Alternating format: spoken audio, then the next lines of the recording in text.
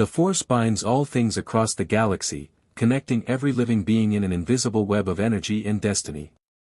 For millennia, the Jedi have taught that the Force guides those who listen, that fate and choice intertwine in patterns too vast for mortal comprehension. But what happens when something arrives that the Force never accounted for, a man whose power springs not from midichlorians or mystical energy, but from genius, determination, and a glowing circle of light in his chest? The battle for Christophsis had been raging for 3 standard days. Republic forces under Jedi Generals Anakin Skywalker and Obi-Wan Kenobi held defensive positions in the planet's crystalline capital city, facing wave after wave of Separatist battle droids. The clone troopers of the 501st Legion fought with discipline and courage, but they were outnumbered 5-1. Above the planet, Republic Venator-class Star Destroyers exchanged turbo-laser fire with Separatist frigates, the void between stars illuminated by emerald and crimson energy beams that could vaporize starfighters in microseconds. Then something impossible happened. The hyperspace lane exit point near Christophsis erupted with a light that wasn't blue-white like standard hyperspace transitions. This was different. A cascading rainbow of dimensional energy that made navigation computers scream warnings across both Republic and Separatist fleets. Sensors couldn't identify it. The energy signature matched nothing in any military database spanning 10,000 years of galactic history. From that impossible rift emerged a figure wreathed in flame and trailing sparks of exotic radiation. Tony Stark tumbled through the void, his Mark 85 armor screaming proximity alerts as the dimensional rift collapsed behind him. The nanotech surface rippled and flickered, portions of the armor struggling to maintain cohesion after the catastrophic journey between universes. Friday's voice crackled in his ears, half-corrupted code mixing with her usual smooth British accent. "Boss, systems critical, location unknown, gravitational anomaly detected, brace for." The planet's gravity well seized him. Tony's repulsors fired instinctively, but the sudden transition from quantum void to real space overwhelmed his stabilizers. He became a meteor of red and gold, punching through Christophsis' upper atmosphere at terminal velocity. The armor's energy shields flickered as atmospheric friction superheated his trajectory. Below, both clone troopers and battle droids stopped firing, their attention drawn skyward to the burning streak of light that carved across the dawn sky. "What the hell is that?" Clone Commander Rex lowered his DC-15 blaster rifle, his helmet's HUD struggling to identify the aerial phenomenon. Anakin Skywalker felt it through the Force, or rather, felt the absence where something should be. The streak of light falling toward the planet's western district registered as a void, a blank space in the cosmic tapestry. Not darkness like the Sith, not emptiness like the death of a star. Simply, nothing. As if the Force itself couldn't perceive whatever was inside that burning shell of metal. "Anakin?" Obi-Wan Kenobi appeared beside him, lightsaber still ignited and casting blue light across his bearded face. "What is it?" "I don't know, Master." Anakin's mechanical hand clenched reflexively. "I can't sense anything. It's like looking at a hole in the Force." Tony fought for control as Christophsis' surface rushed up to meet him. His HUD displayed atmospheric composition, nitrogen, oxygen, trace elements, breathable, thank God. But the trajectory calculations were all wrong. His armor's sensors couldn't lock onto any familiar constellations, any recognizable stellar formations. The arc reactor in his chest blazed with power, feeding energy to repulsors that finally, mercifully, began to slow his descent. "Friday, status report." Tony demanded, pulling out of the death spiral half a kilometer above the crystalline cityscape. "Multiple systems damaged, boss." Friday's voice stabilized slightly as her processors adapted to whatever new universal constants governed this place. Nanotech cohesion at 70%. Missile payload depleted during dimensional transit. Energy shields operational. Scanning local environment, boss, I'm detecting massive energy discharges consistent with orbital bombardment. We've arrived in the middle of a war zone. Story of my life, Tony muttered, stabilizing his flight pattern and surveying the scene below. The city of Christophsis sprawled beneath him, its architecture constructed from massive crystal formations that refracted sunlight into rainbow cascades. But the beauty was marred by war. Entire crystal towers lay shattered, their fragments glittering like diamond dust across blast-scarred streets. Armored soldiers in white fought against ranks of skeletal robots that moved with mechanical precision. Energy bolts, not bullets, but actual coherent energy weapons, crisscrossed the battlefield in streams of red and blue. Okay, not Earth. Definitely not Earth. Tony's mind raced through possibilities. Alien invasion. Alternate dimension. Some kind of Asgardian realm he'd never heard about. The technology below looked advanced, energy weapons, what appeared to be hovering tanks, massive starships visible in orbit through breaks in the cloud cover. But the aesthetic was all wrong, more retrofuturistic than anything he'd seen even in Thor's Tales of the Nine Realms. A massive explosion erupted from the city center as a Republic artillery emplacement took a direct hit from Separatist fire. Clone troopers scattered, some not fast enough. Tony watched 3 soldiers get caught in the blast wave, their white armor blackened and shattered. His decision took approximately 0.3 seconds. Tony dove toward the battlefield, repulsors screaming as he accelerated. His HUD painted targeting solutions across the skeletal robots, droids, his mind supplied, they had to be droids. No living being moved with that mechanical precision. His palm repulsors charged, the familiar whine of arc reactor energy channeling through his weapons systems. The first repulsor blast took a B-1 battle droid's head clean off. The second punched through 3 more droids in a line, the repulsor beam's concussive force crumpling their chassis like aluminum cans. Tony pulled up, executed a combat roll that would make any Air Force pilot weep with envy, and came around for another pass. Take cover. Commander Rex shouted to his men as the armored figure strafed the droid lines. Whatever that thing was, it was engaging the Separatists. All units, unknown contact engaging hostile forces. Hold your fire. Anakin sprinted through the ruins, Obi-Wan close behind. The Force still showed him nothing about the armored newcomer, just that frustrating void where perception should be. But he could see the effect clearly enough.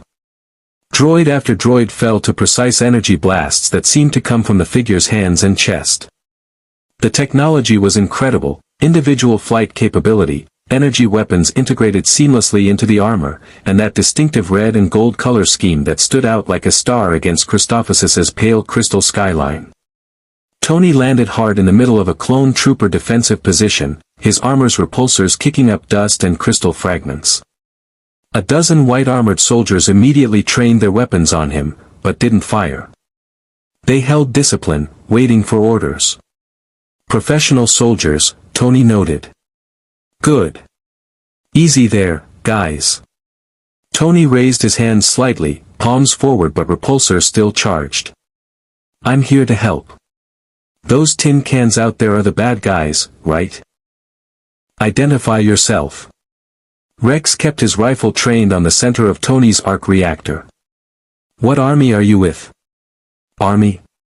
Tony's faceplate retracted, nanotech flowing away to reveal his face, human, which seemed to relax the soldiers slightly. I'm not with any army. Name's Tony Stark. And I have no idea where the hell I am, but I'm pretty sure getting shot at by robots means I'm on the right side of this fight.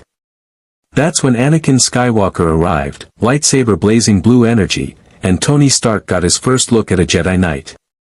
Okay, Tony said slowly, his engineer's mind trying to process the physics-defying blade of coherent plasma. That's new. If you want to see more characters enter the Star Wars galaxy, hit that subscribe button and drop the name of a character you'd want to see in the comments below. May the Force be with you. The Jedi and the Avengers stared at each other across a battlefield neither had imagined possible, while overhead, a war raged on between Republic and Separatist forces. Tony Stark had entered the Star Wars universe, and the galaxy would never be quite the same. Anakin Skywalker had seen many strange things in his 22 years. He'd been born a slave on Tatooine, discovered he could touch the Force with strength that frightened even Master Yoda, survived the Battle of Geonosis that ignited the Clone Wars, and faced Count Dooku in lightsaber combat twice. But he'd never encountered someone the Force simply couldn't perceive, not as darkness, not as light, just as absolute absence. Standing 3 meters from this armored stranger who had fallen from the sky like a meteor, Anakin felt like he was staring at a blank canvas where a painting should be. "Lower your weapon," Anakin said, his voice carrying the authority of a Jedi general. His blue lightsaber remained ignited, humming with barely contained energy. "State your business on Christophsis." Tony's eyes flicked to the lightsaber, his mind already analyzing. Plasma blade, magnetically contained, temperature probably exceeding 20,000 degrees. No visible power source, the handle couldn't possibly contain a fusion reactor small enough to generate that kind of sustained energy output. Which meant the technology was beyond anything on Earth, or it operated on principles his physics education couldn't account for. Business? I don't have business here. Tony kept his hands visible, though his armor's tactical systems painted threat assessments across his HUD. The young man with the lightsaber, Jedi, his instincts supplied from some cultural osmosis he couldn't identify, registered as the primary threat. Fast, confident, and carrying a weapon that could probably cut through his armor like butter. I was in my lab in New York, testing an arc reactor upgrade, and next thing I know I'm falling through some kind of dimensional rift into your war zone. So how about you tell me where I am, and we can figure this out like adults. New York. Obi-Wan Kenobi emerged from behind a crystal barrier, his own lightsaber deactivated but held ready. His bearded face showed the careful control of a seasoned negotiator. I'm not familiar with that system. What sector? System. Tri-planet. Earth. Sol System, Milky Way Galaxy, in case you need the full address. Tony's sarcasm emerged on autopilot, his default defense mechanism when facing the unknown. But his engineer's mind was cataloging everything. The white-armored soldiers had moved into covering positions, their energy rifles trained but fingers off triggers. Disciplined. The skeletal robots, droids, had ceased their advance 500 meters away, as if waiting for orders. The two men with lightsabers showed no fear, only caution and curiosity. Anakin and Obi-Wan exchanged glances. Anakin felt his former master's questioning presence through their force bond, but had no answers to offer. The stranger spoke basic perfectly, seemed human, but claimed to come from a planet and galaxy that existed in no star charts either Jedi had ever studied. There is no Earth in any Republic records, Obi-Wan said carefully. And the Force tells me, he paused, choosing his words. Nothing. You're a void to Force perception, Mr. Stark. That shouldn't be possible for any living being. The Force? Tony's eyebrow arched. Let me guess, mystical energy field that surrounds and penetrates everything, gives you psychic powers and those laser swords. The words came out before he could stop them, pulled from some half-remembered movie franchise his brain insisted was relevant. Except this wasn't a movie. These lightsabers were real, the battle droids were real, and the smoking crater where those soldiers had died was very, very real. Anakin's eyes narrowed. How do you know about the Force if you're from outside the galaxy? Lucky guess. Tony's mind raced. This was either an incredibly elaborate hallucination, he'd actually died during the arc reactor test and this was some kind of afterlife, or he'd genuinely been transported to another universe. Given everything he'd experienced since Thanos, time travel, quantum mechanics violations, meeting alternate versions of people, option 3 seemed depressingly plausible.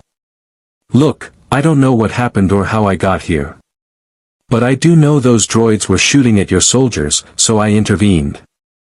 I'm one of the good guys. Usually. Most of the time.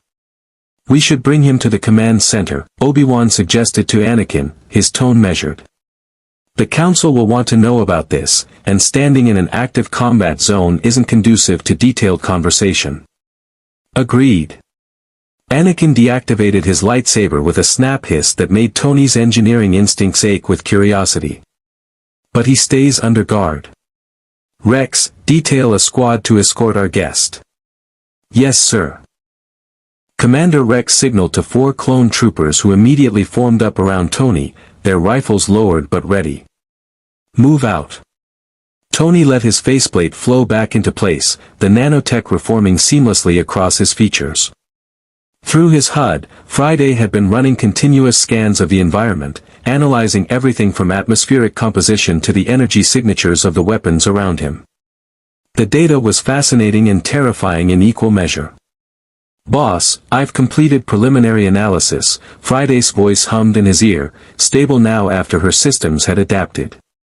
The energy weapons these soldiers carry operate on principles consistent with contained plasma, magnetically accelerated. The lightsabers are generating a sustained plasma loop using an energy source I cannot identify. It's not nuclear, not arc reactor technology, nothing in our physics database. And boss, I'm detecting massive capital ships in orbit. Kilometers long. Their power signatures dwarf anything we've encountered, including Thanos' ship. Fantastic, Tony muttered. Just fantastic. They moved through the war-torn streets of Christophsis toward what Obi-Wan called the Republic Command Center. Tony's sensors painted a picture of a city that had once been beautiful, soaring crystal architecture that caught and refracted light in spectacular ways, now reduced to rubble by sustained bombardment. Civilians huddled in shelters as clone troopers maintained security perimeters. Medical droids, actual functioning AI units, tended to wounded soldiers with efficiency that would make any Earth hospital jealous. So, Tony said, breaking the tense silence as they walked, clone troopers. That's what the white armor guys are called. Someone here figured out viable human cloning. The clone army was commissioned by the Republic 10 years ago, Obi-Wan explained, his diplomatic instincts suggesting that sharing basic information might build trust. Grown on Kamino from the genetic template of Jango Fett, the galaxy's finest bounty hunter. They're loyal, skilled, and have been instrumental in fighting the Separatist threat. Tony's stomach turned slightly. Clones. Manufactured soldiers, grown in vats and programmed for warfare. It reminded him uncomfortably of Hydra's experiments, of all the ways he'd seen people turned into weapons. And the Separatists, they're the ones with the droids? The Confederacy of Independent Systems, Anakin answered, his voice carrying an edge of frustration.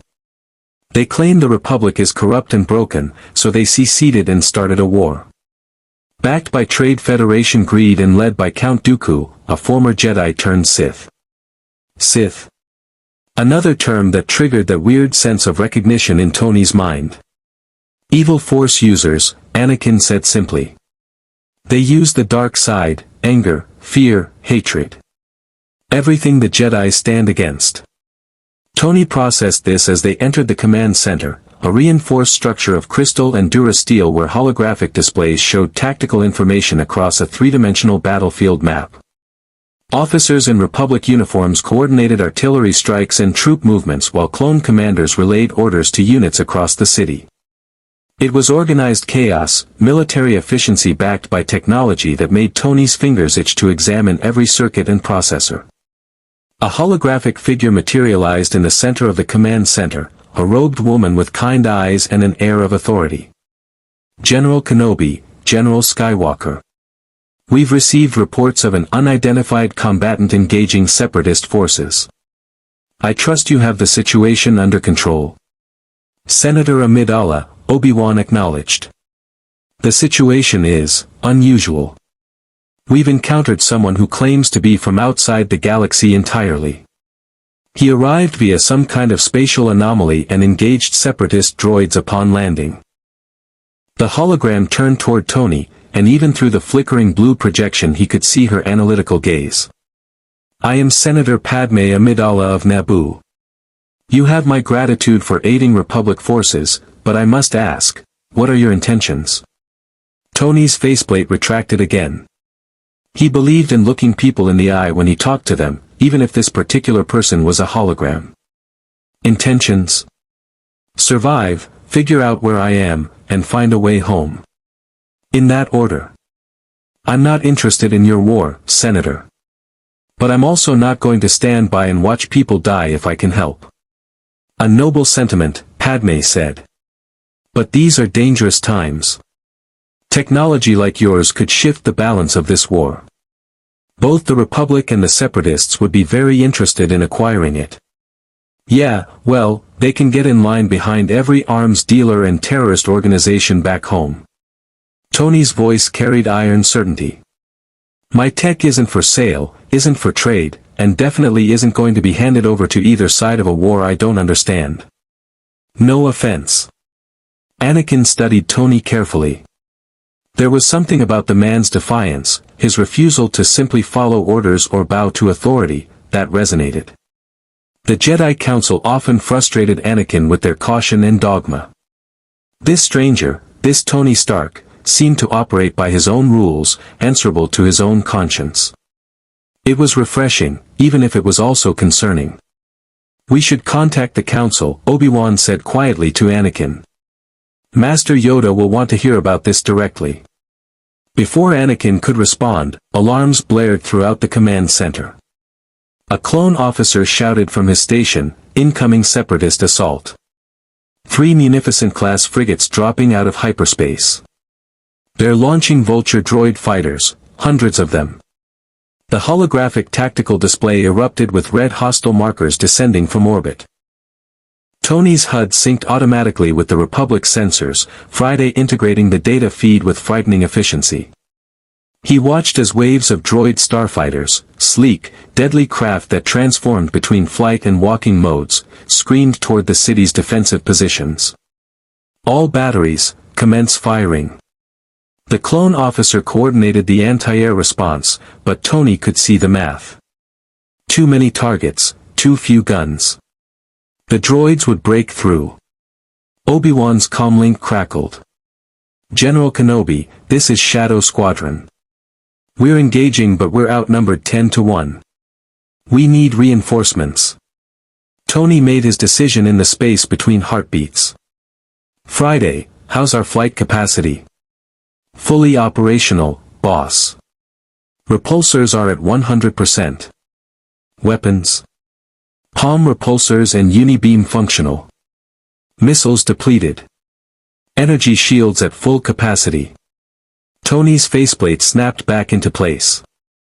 He turned to Anakin and Obi-Wan, his voice carrying the absolute confidence of a man who'd fought aliens over New York, killer robots in Sokovia, and the mad titan himself in the ruins of a dead moon. I can help. Point me at the bad guys and get out of my way.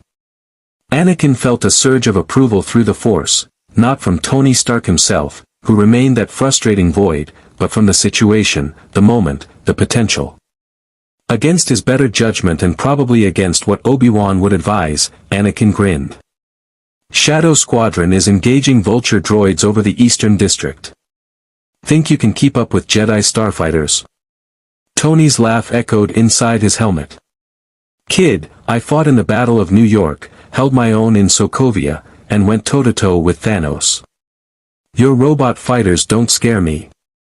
He ignited his repulsors and shot through the command center's open hangar doors, accelerating toward the sky in a streak of red and gold. Behind him, Obi-Wan Kenobi turned to his former Padawan with a look of profound concern. Anakin, we know nothing about him.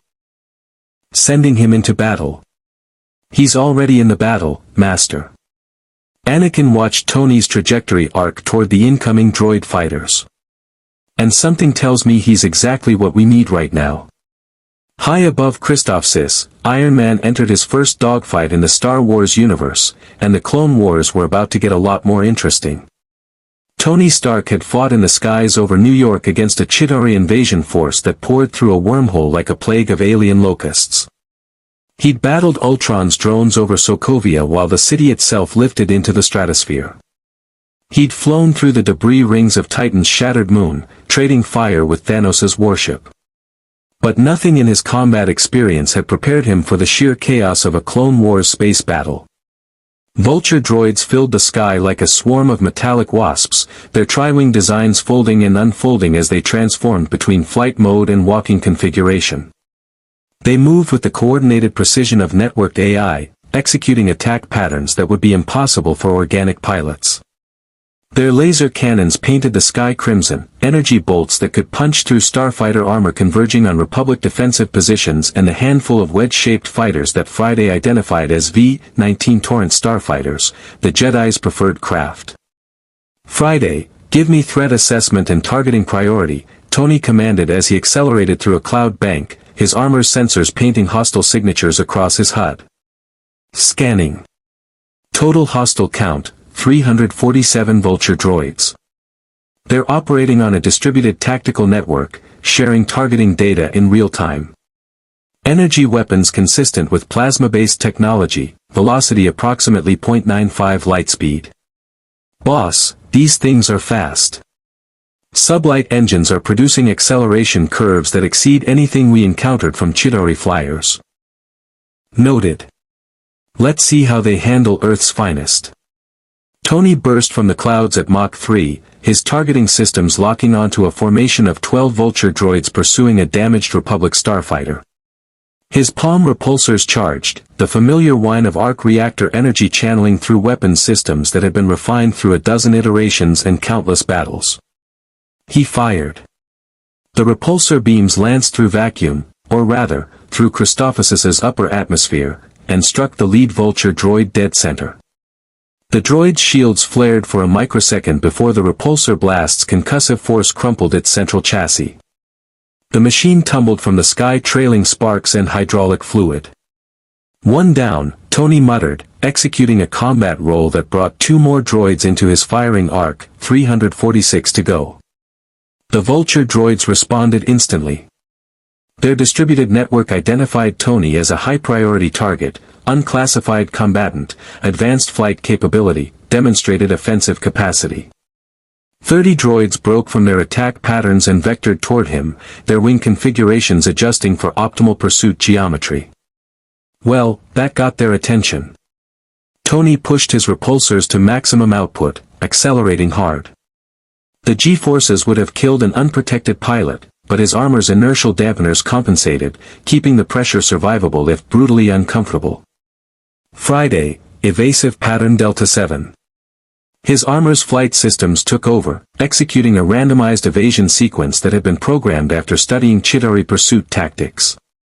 He rolled, dove, climbed at angles that defied conventional aerodynamics, all while his sensors tracked the pursuing droids. They were good, better than good. Their networked intelligence adapted to his patterns within seconds, predicting his vectors and cutting off escape routes with frightening efficiency. Plasma bolts sizzled past his armor, close enough that his energy shields flared with absorbed impacts. Tony's mind raced through combat calculations. He was outnumbered, operating in an unfamiliar combat environment with weapons systems at less than full capacity. The Vulture droids had home field advantage, perfect coordination, and apparently no concept of self-preservation since they were machines. Time to even the odds. "Shadow Leader to unknown contact," a voice crackled through Tony's comms. Friday had automatically synced with Republic military frequencies. "You're drawing too much fire. Break off and regroup." Tony glanced at his tactical display. The voice belonged to a Jedi piloting one of those V-19 starfighters, call sign Shadow Leader, currently engaged with a cluster of Vulture droids near a crystalline communications tower.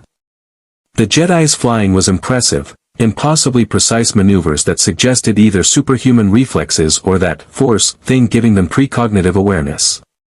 But even Jedi skill couldn't overcome 30-to-1 odds forever. "Negative, Shadow Leader. I'm right where I want to be." Tony's voice carried confidence he didn't entirely feel. "Friday, target the droid swarm pursuing us. Plot intercept vectors for maximum cluster damage. On my mark, full repulsor burst behind us. Boss, that will drain shields to 20% and leave you vulnerable for 3.4 seconds. I know. Do it." Tony executed a tight loop that would have torn the wings off any conventional aircraft. The pursuing Vulture droids followed, their formations tightening as they sensed a kill. They were packed together now, 30 machines in a concentrated swarm, all focused on the single target directly ahead of them. Perfect. Mark. Tony's armor discharged every repulsor system simultaneously, palms, boot jets, shoulder-mounted emitters that extended from his nanotech surface. The combined energy burst erupted outward in a spherical wave of arc reactor power that caught the pursuing droids like insects in a flash flood. Shields overloaded, wing struts crumpled, central processors fried under electromagnetic interference that Tony's arc reactor generated as a byproduct of maximum discharge. 17 Vulture droids fell from the sky, trailing fire and components. The remaining 13 scattered, their tactical network reassessing this new threat that could generate localized EMP bursts. Friday's voice carried a note of satisfaction. Efficient, boss. Though shield integrity is at 18%. I recommend. Evasive, I know. Tony dove toward the city's crystal towers, using them for cover as his shields regenerated. Below, clone troopers and battle droids continued their ground engagement, oblivious to the aerial ballet of death occurring above their heads. Tony's sensors registered new contacts, more Republic starfighters scrambling from a forward airbase, racing to reinforce Shadow Squadron. On the far side of the battlefield, Jedi General Plo Koon led his own squadron in a precision strike against the Vulture droid command ship, attempting to disrupt the tactical network that coordinated the droid swarm. His fighter weaved through incoming fire with the enhanced reflexes of a Jedi Master, his connection to the Force warning him of danger microseconds before weapons locked. But even Plo Koon's considerable skill was stretched to its limit. Master Plo, I'm engaging the unknown combatant, Shadow Leader reported, his starfighter breaking from formation and vectoring toward Tony's position. He's destroyed 18 droids but he's operating independently. Could be a Republic asset or a Separatist trick. Exercise caution, Shadow 7, Plo Koon's measured voice responded through the comm channel. The Force is unclear regarding this newcomer. Observe but do not engage unless he proves hostile. Tony watched the Jedi starfighter approach on his sensors, maintaining a cautious distance. He could respect that. Unknown combatant appears in the middle of a war, claims to be friendly but operates independently. Trust had to be earned, especially when people's lives were on the line. Shadow 7, this is Tony Stark, he broadcast on the open channel. I'm here to help, not make your life more complicated. Though I admit my arrival wasn't exactly planned. How about we focus on the several hundred murderbots trying to kill us and sort out trust issues later? There was a pause. Then Shadow 7's voice came back, tinged with what might have been amusement. The Force suggests you're sincere, if extremely reckless. Very well, Stark. Follow my lead and try not to get yourself killed.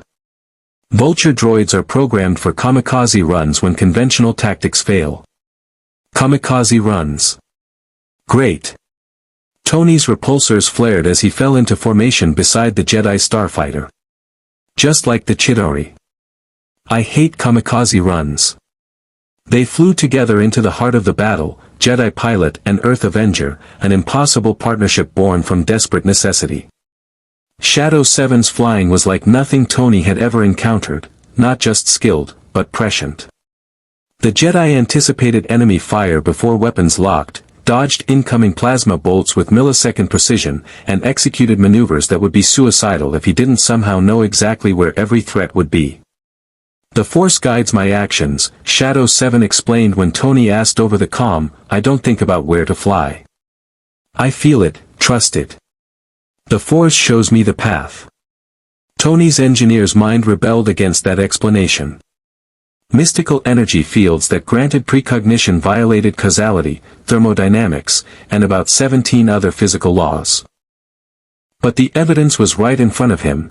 This pilot was doing things no human should be capable of, and the only explanation that fit the observable data was that he was somehow perceiving future events through this Force phenomenon. Must be nice, Tony muttered, engaging 3 more Vulture droids with precision repulsor fire. I have to rely on genius, good reflexes, and an AI with a British accent. I heard that, boss, Friday said primly. The battle raged for another 17 minutes. Tony fought like he'd fought in every major engagement since Afghanistan, with calculated aggression, tactical innovation, and the absolute refusal to let people die if he could prevent it.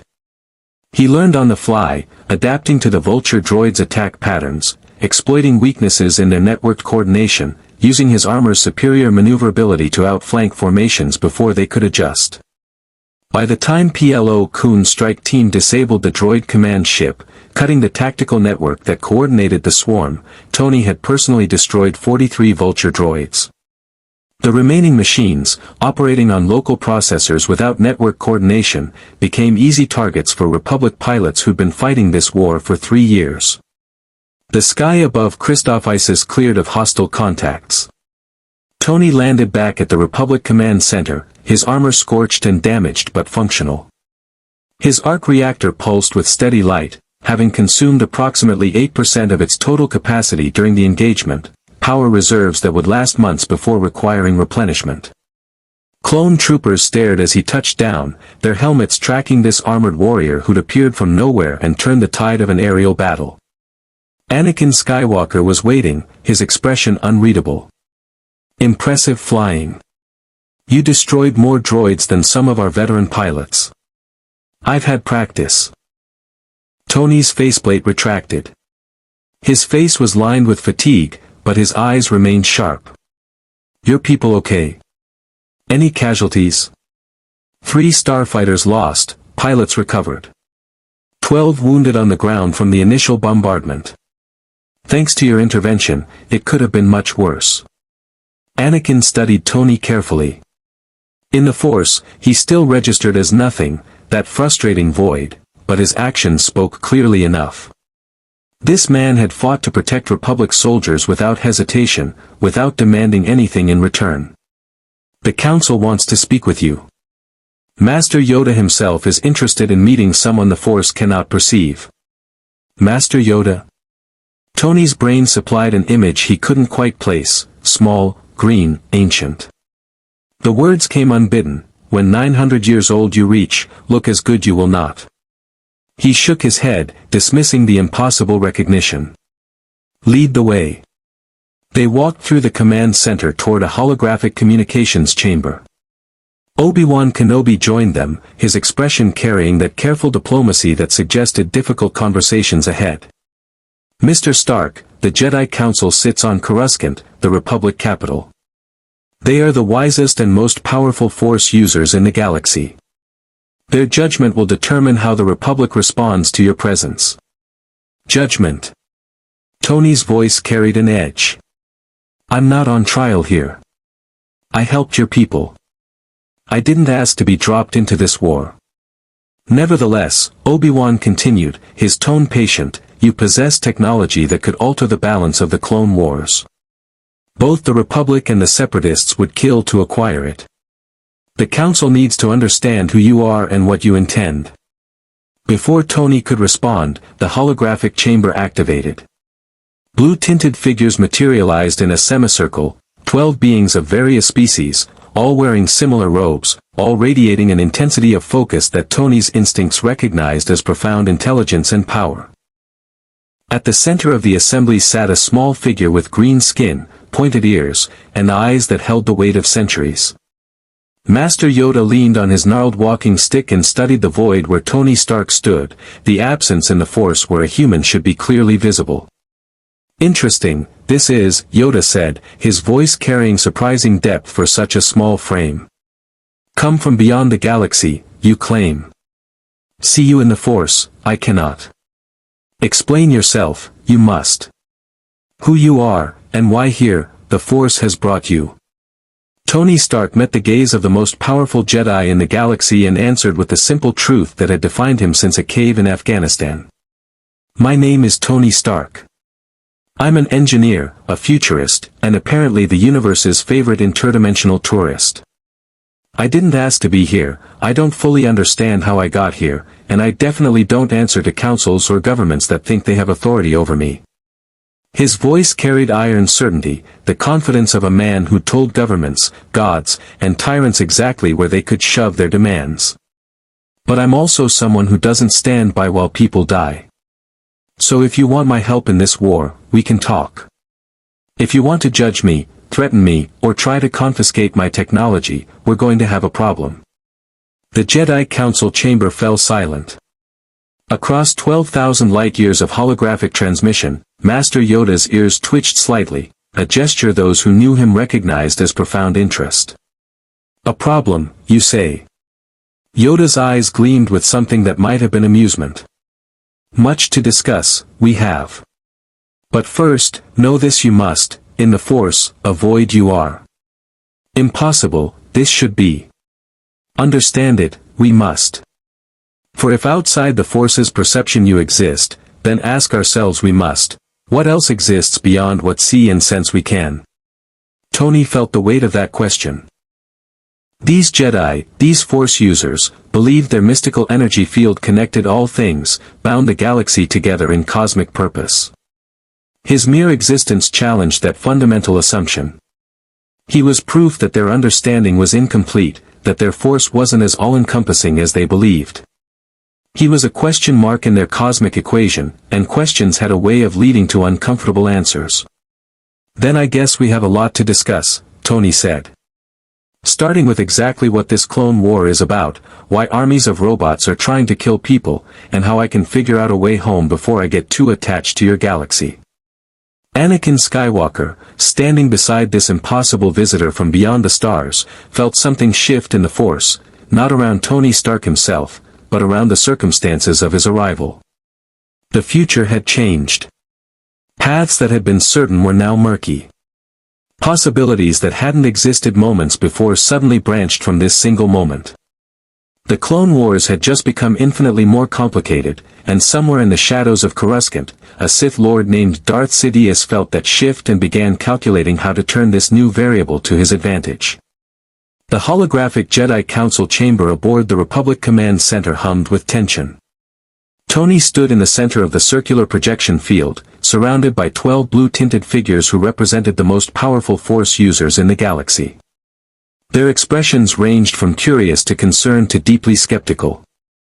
Master Yoda remained silent, his ancient eyes studying Tony with an intensity that suggested he was searching for something his normal perception couldn't provide. Mace Windu spoke first, his deep voice carrying undeniable authority. "Tony Stark. You claim to come from beyond our galaxy, from a place called Earth. Yet you speak galactic basic, understand our military structures, and fight with technology we've never encountered.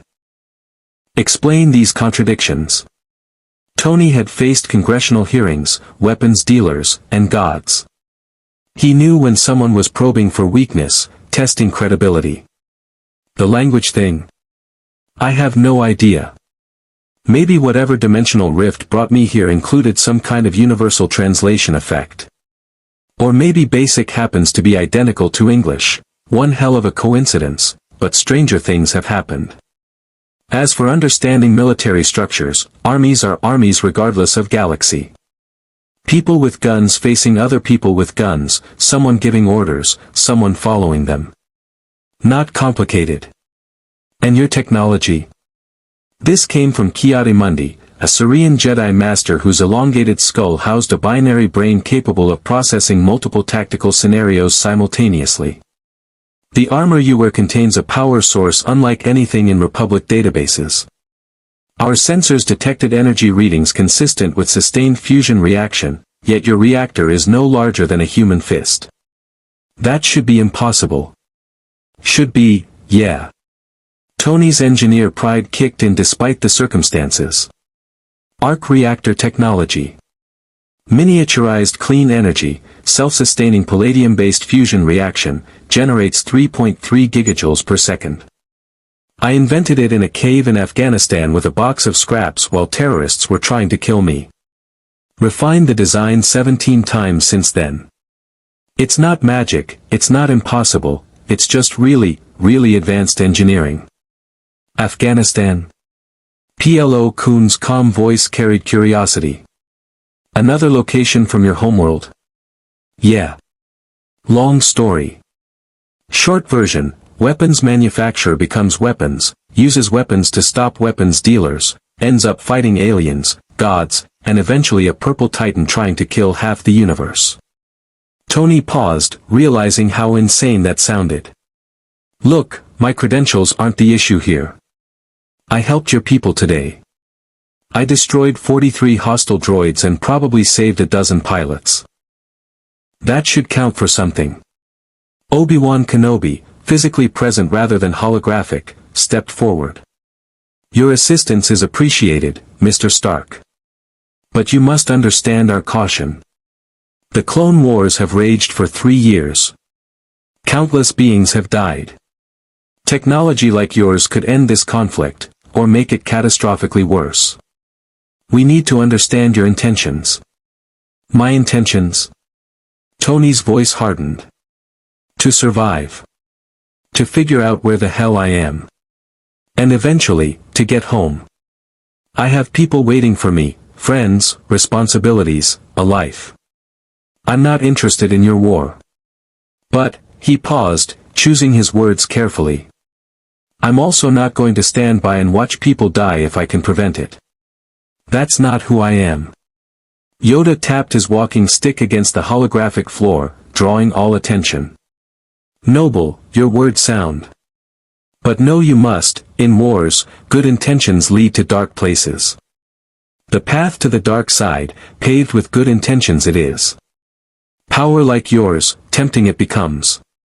For Jedi, for Sith, for all who seek advantage in endless conflict. The dark side. Tony's mind supplied images again, black armor, red lightsabers, lightning from fingertips. You're talking about this Force thing, right? Light versus dark, good versus evil, cosmic balance and all that? The Force is not a thing, Mr. Stark, Mace Windu said, his tone suggesting barely contained frustration. It is the energy that binds the galaxy together. All living beings generate the Force and are connected by it. The light side represents peace, knowledge, serenity. The dark side feeds on fear, anger, aggression. It corrupts those who touch it. And I'm somehow outside this system. Tony gestured to himself. A void, you called it. Because I don't generate this Force energy. We don't know, Obi-Wan admitted. Every living being we've encountered, from the smallest insect to the most advanced sentient, connects to the Force. They generate midichlorians, microscopic organisms that live in symbiosis with living cells and allow beings to perceive and channel the Force. You register as alive on every medical scan, yet Master Yoda and the other council members perceive nothing where you stand. It's as if you exist outside the fundamental fabric of our reality. Tony's analytical mind seized on that detail. Midichlorians. Microscopic symbiotic organisms. He looked down at his armored hand. Friday, you've been analyzing the local biology from atmospheric samples and the clone troopers we've been near. Any sign of these midichlorian things? Scanning, boss. Friday's voice held that particular tone she used when processing complex data. I've detected unusual organelles in the cellular samples I've collected. They don't match any terrestrial biology, but they are present in every living specimen. Baseline count appears to be approximately 2,000 to 3,000 per cell in normal beings. The Jedi, based on passive scans of General Skywalker, registers significantly higher. Approximately 20,000 per cell. The Jedi Council reacted to that number. Several members exchanged glances. Anakin himself looked surprised. His midichlorian count was supposed to be confidential, known only to the Council and a few trusted individuals. How did your AI measure that? Mace Windu demanded.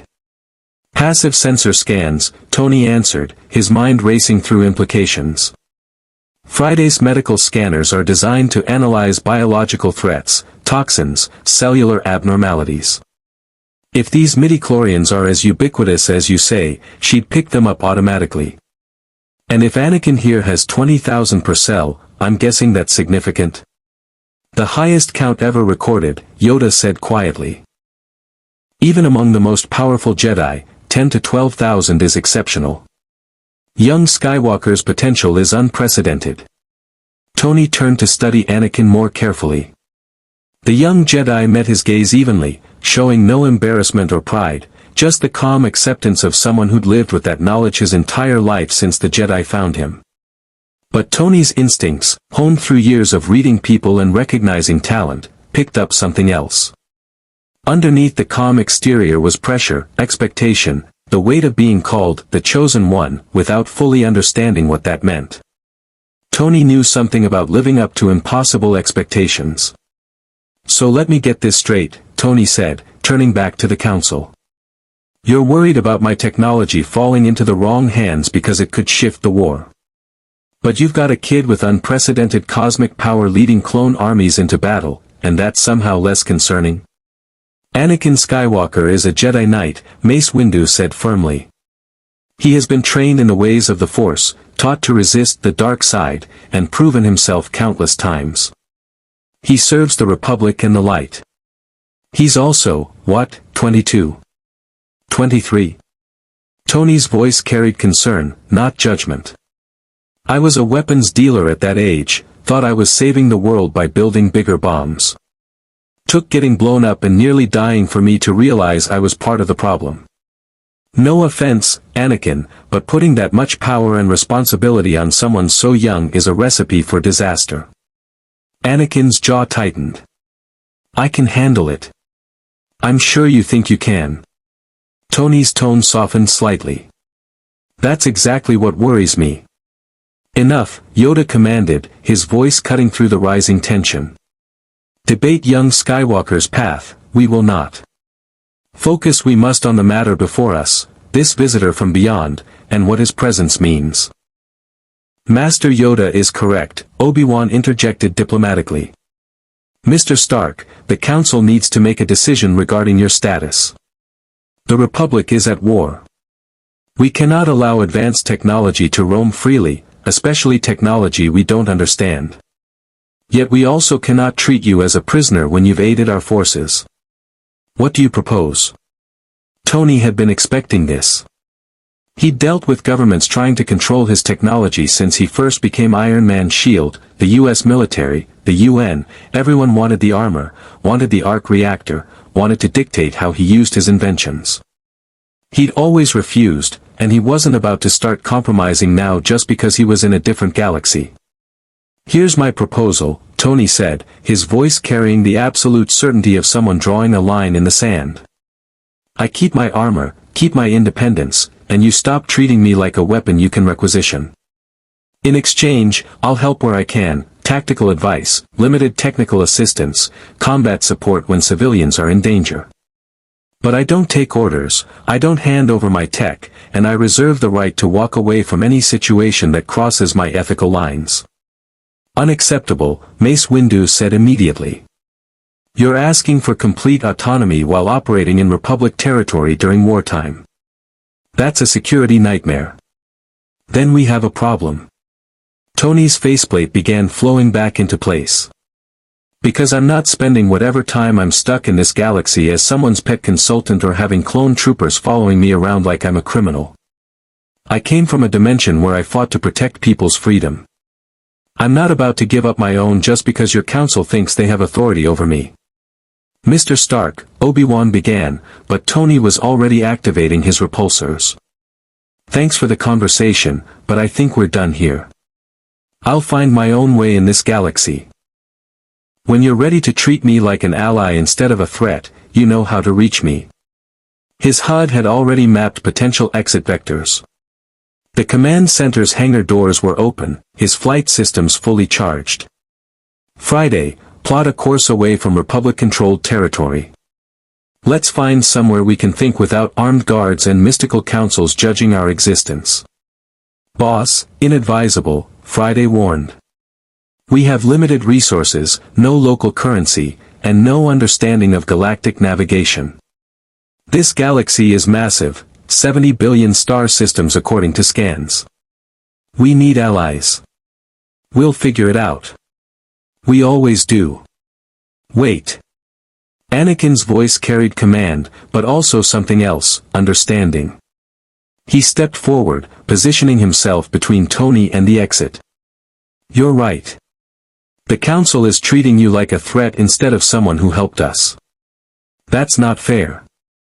Anakin, Mace Windu's holographic form leaned forward, warning clear in his posture.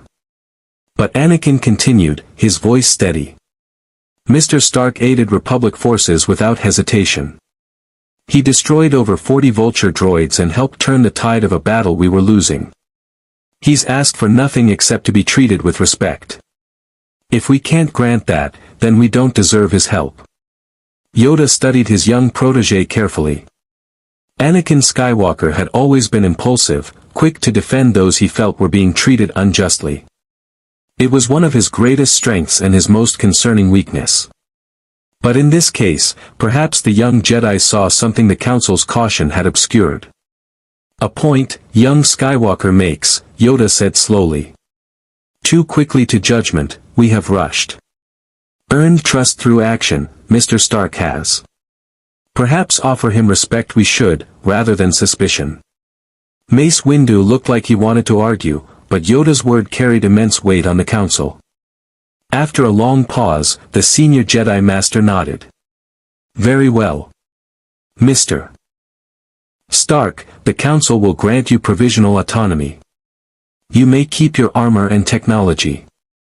You're free to move within Republic space without restriction. In exchange, we ask only that you register your presence with Republic intelligence so we can coordinate if situations arise where your unique capabilities would be valuable. And if I refuse a mission? Tony asked, his faceplate still covering his features. Then you refuse, Obi-Wan said simply. We're not in the business of forcing people to fight against their will. That's what the Separatists do with their battle droids. We're better than that. Tony considered. It wasn't a perfect solution, he was still being watched, still operating in a war zone where every choice had life or death consequences. But it was better than being locked down, confiscated, or treated like a weapon of mass destruction. And more importantly, these Jedi seemed genuinely committed to protecting people, even if their methods and philosophies were foreign to everything he understood. Fine, Tony said, his faceplate retracting. Provisional autonomy. I help when and where I choose. But I want something in return, information. I need to understand this galaxy, this war, how hyperspace works, how your technology functions. If I'm stuck here, I need to know the rules of the game. Knowledge, freely we shall share, Yoda agreed. But know this, Mr. Stark, in war, no one remains neutral forever. Choose sides, eventually you must. And when that time comes, hope we do that wisdom guides your choice. I've been fighting wars since I was 21, Tony replied. Trust me, I know all about choosing sides. And I've learned that the people calling themselves good guys aren't always right, and the ones labeled bad guys sometimes have valid points. I'll choose based on what I see, not what I'm told. The council session ended shortly after, the holographic figures winking out one by one until only Anakin, Obi-Wan, and Tony remained in the chamber. An uncomfortable silence stretched between them, broken finally by Obi-Wan's diplomatic voice. That went better than expected, actually. Really? Tony raised an eyebrow. Because from my perspective, it went exactly as expected. Powerful authority figures demanding compliance, me refusing, compromise reached through mutual stubbornness. Anakin laughed, surprising both Tony and Obi-Wan.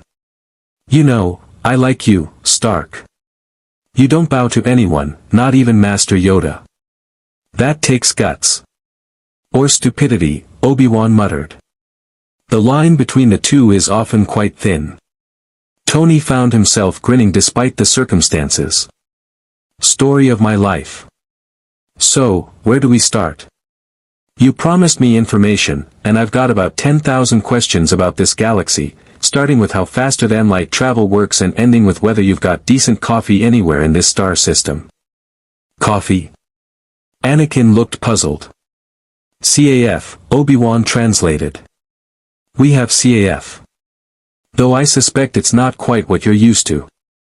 As long as it's caffeinated and hot, I'll survive. Tony deactivated his armor's combat protocols, allowing the nanotech to relax into a less aggressive configuration.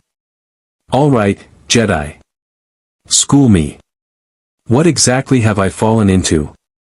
Over the next several hours, Anakin and Obi-Wan provided what amounted to a crash course in galactic history, Clone Wars politics, and the fundamental conflict tearing the Republic apart.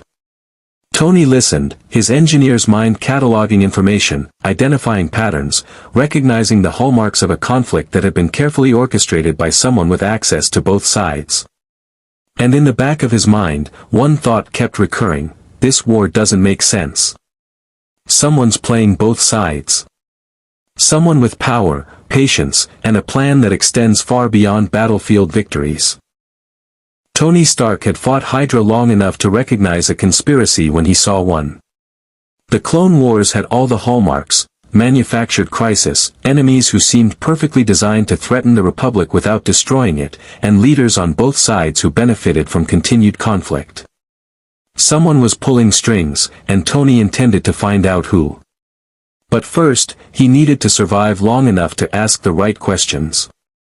The briefing room aboard the Republic Star Destroyer Resolute hummed with the controlled chaos of military planning. Holographic star charts rotated above the central table, displaying Republic and Separatist territory in blue and red respectively. Anakin Skywalker stood at the table's head, reviewing tactical data with Commander Rex while Obi-Wan coordinated with Admiral Yularen regarding fleet deployments. Tony had been observing for the past 2 hours, his engineer's mind absorbing the logistical complexity of galactic warfare. "We've received intelligence from Republic Command," Admiral Yularen announced, his crisp Imperial, "No, Republic," Tony corrected himself, officer's uniform immaculate despite 3 days of continuous operations. "Separatist forces are massing near the Ryloth system. Count Dooku himself may be coordinating the assault. If Ryloth falls, the Separatists gain control of the Corellian trade spine and cut off a dozen Republic systems from resupply." Tony studied the holographic display. Ryloth appeared as a rotating planet marked with dozens of tactical annotations, population centers, shield generators, orbital defense platforms. "What's the strategic value? Resources? Population? Symbolic victory?" "All three," Obi-Wan answered. "Ryloth is home to the Twi'lek species. Skilled pilots, engineers, and unfortunately, targets for slavers. The Separatists have already blockaded the system. Civilian casualties are mounting." "Slavers." Tony's voice went flat. He'd faced human trafficking operations during his early Iron Man days, breaking up rings that sold weapons and people with equal disregard for human life. The fury he'd felt then burned just as hot now. So this isn't just a military target. Civilians are trapped. Hundreds of thousands, Anakin confirmed, his mechanical hand clenching unconsciously. The Separatists are using the population as leverage. If we attack, they threaten mass executions. If we don't, the people starve under blockade. Classic hostage situation.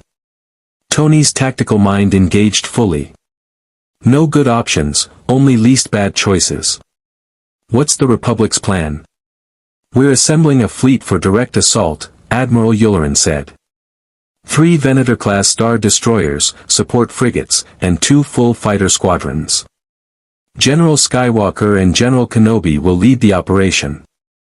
We breach the blockade, establish air superiority, and deploy ground forces to secure population centers. Tony saw the problem immediately. That's a frontal assault against an entrenched position.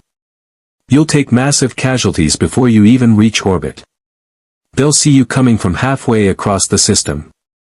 Do you have a better suggestion? Mace Windu's holographic form appeared at the table. Apparently the Council was monitoring this briefing. The Republic cannot abandon Ryloth.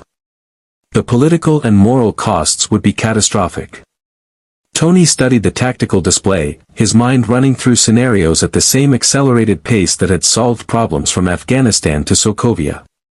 He saw force distributions, energy signatures, choke points, vulnerabilities.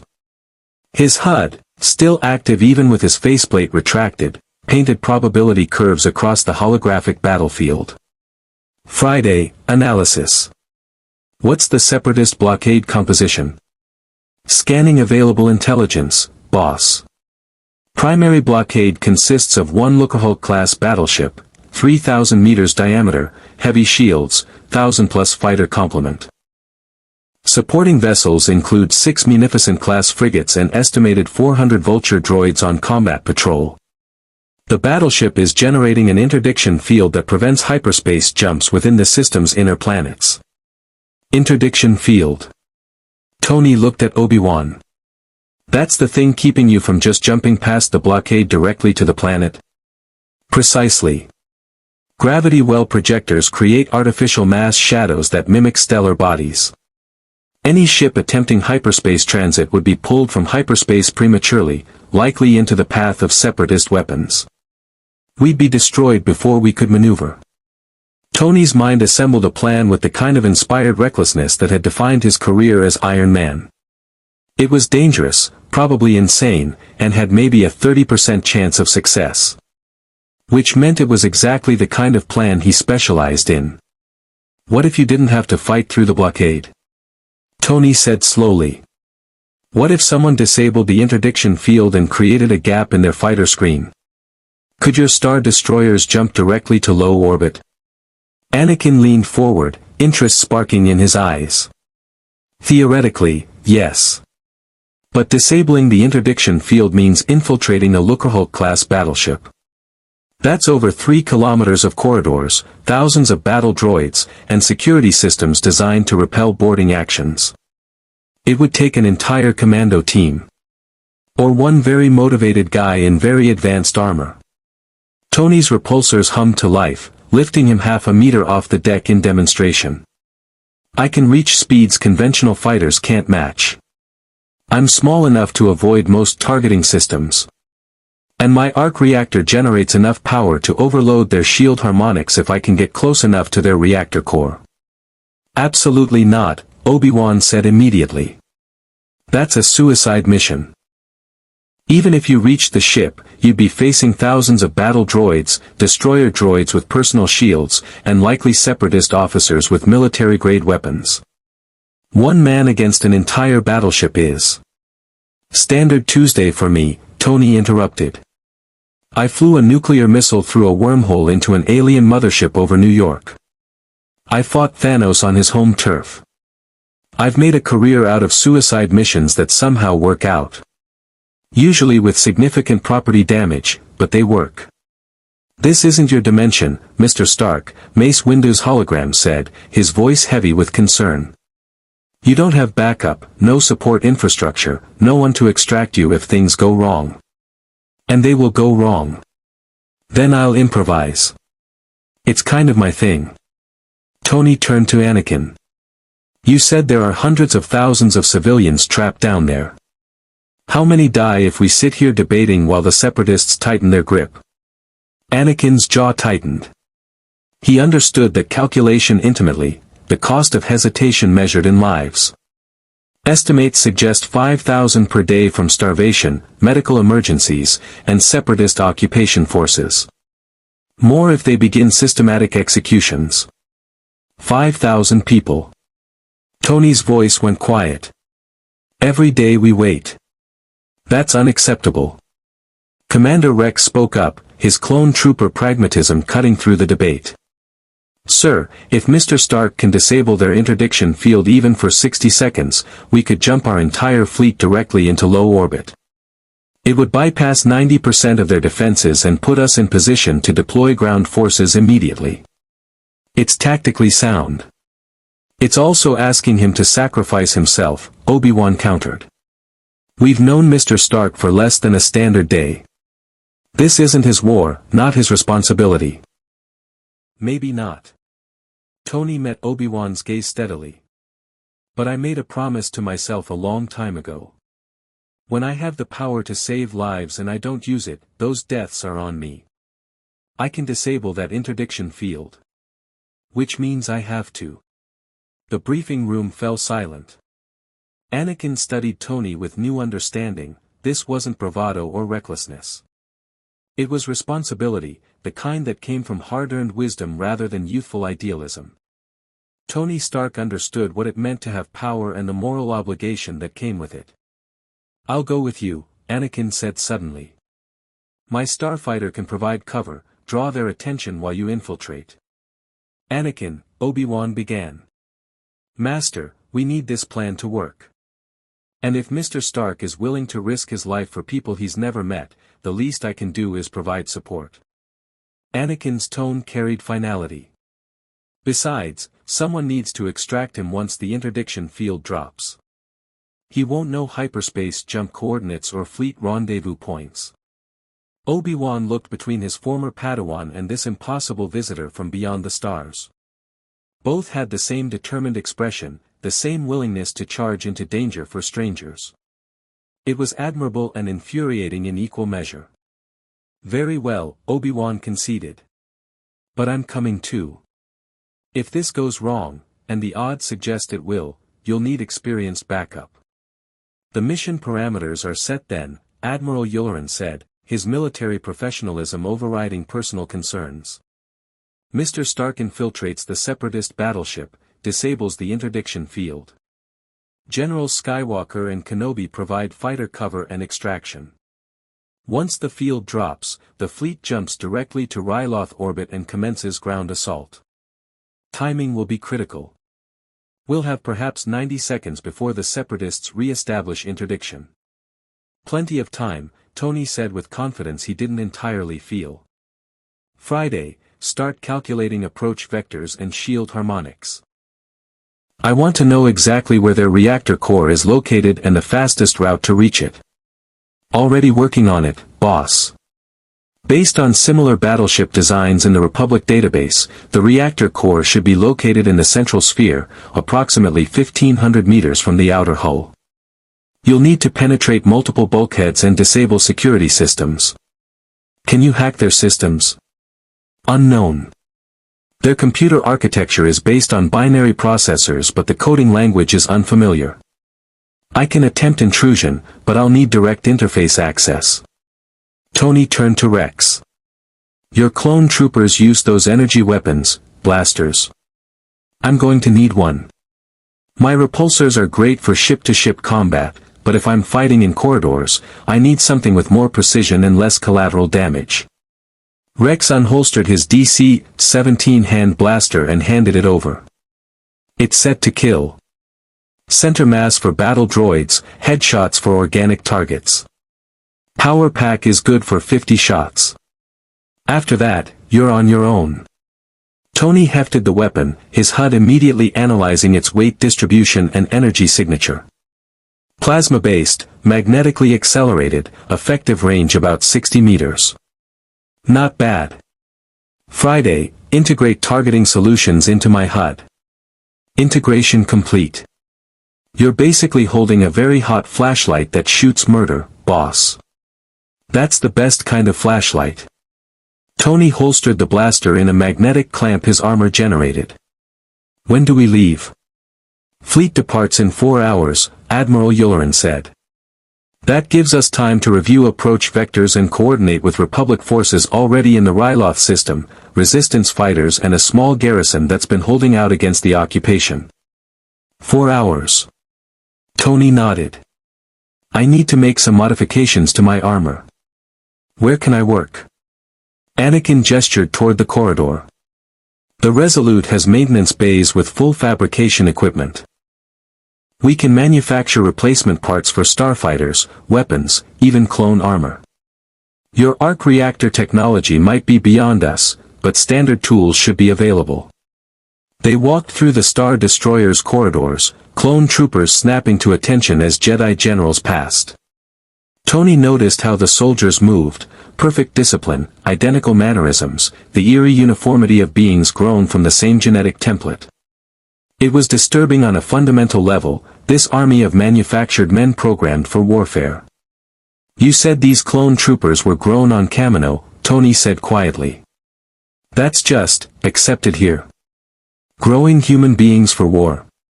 They're not slaves, if that's what you're implying," Anakin replied, though his tone carried defensiveness. They're soldiers. They chose to serve. Did they? Tony stopped walking. Or were they programmed to think they chose? There's a difference between consent and conditioning. Anakin's mechanical hand clenched again. I was a slave once. On Tatooine.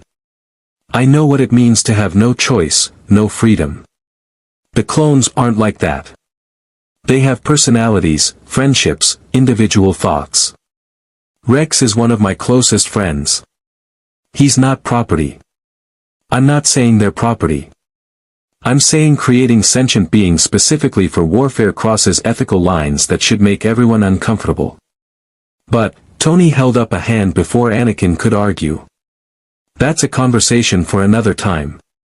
Right now, we have a mission.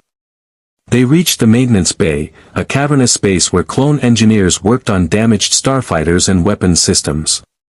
The smell of ozone, hydraulic fluid, and hot metal reminded Tony of his workshop back home.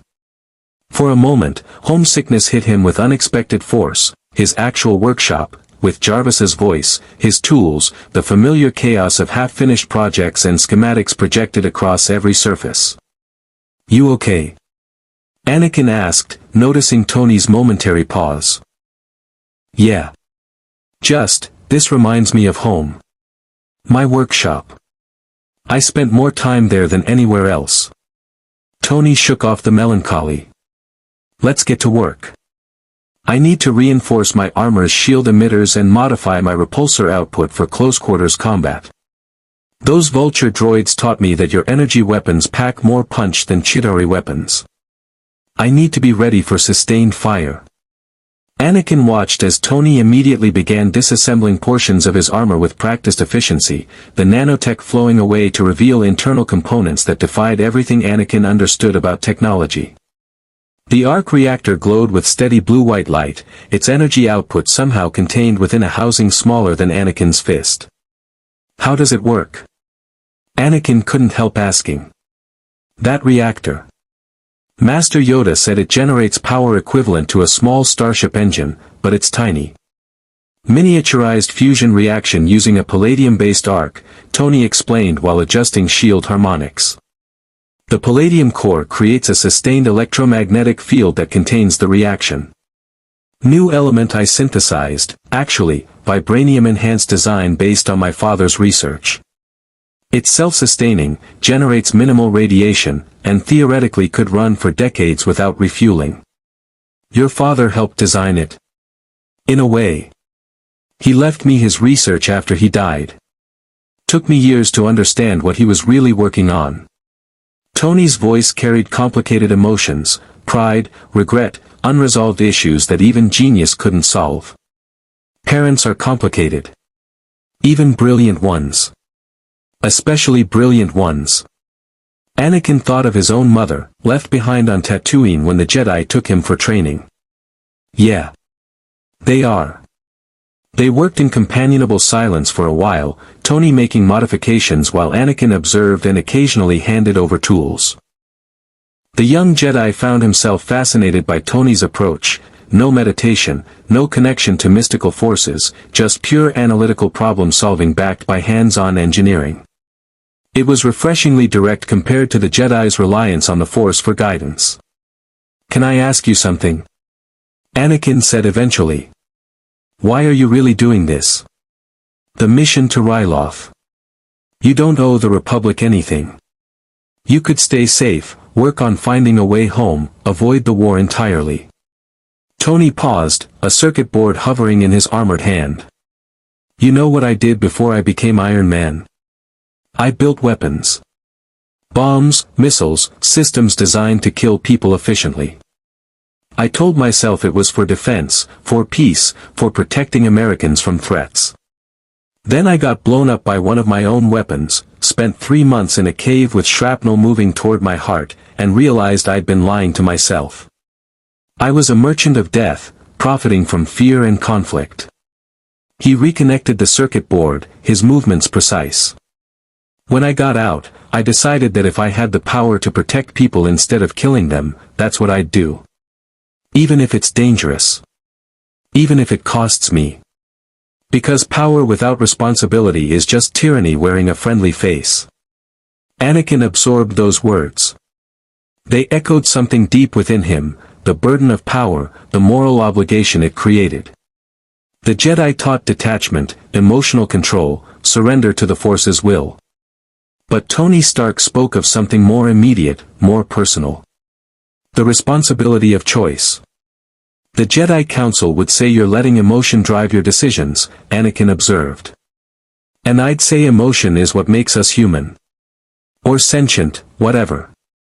Acting without emotion, without caring about the consequences, that's how you become a machine. Or worse, a monster who thinks they're righteous.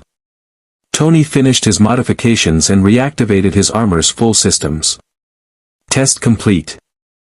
Shield strength increased by 15%, repulsor efficiency optimized for corridor combat. Friday. All systems nominal, boss. You're as ready as you're going to be for this monumentally stupid plan. That's the spirit.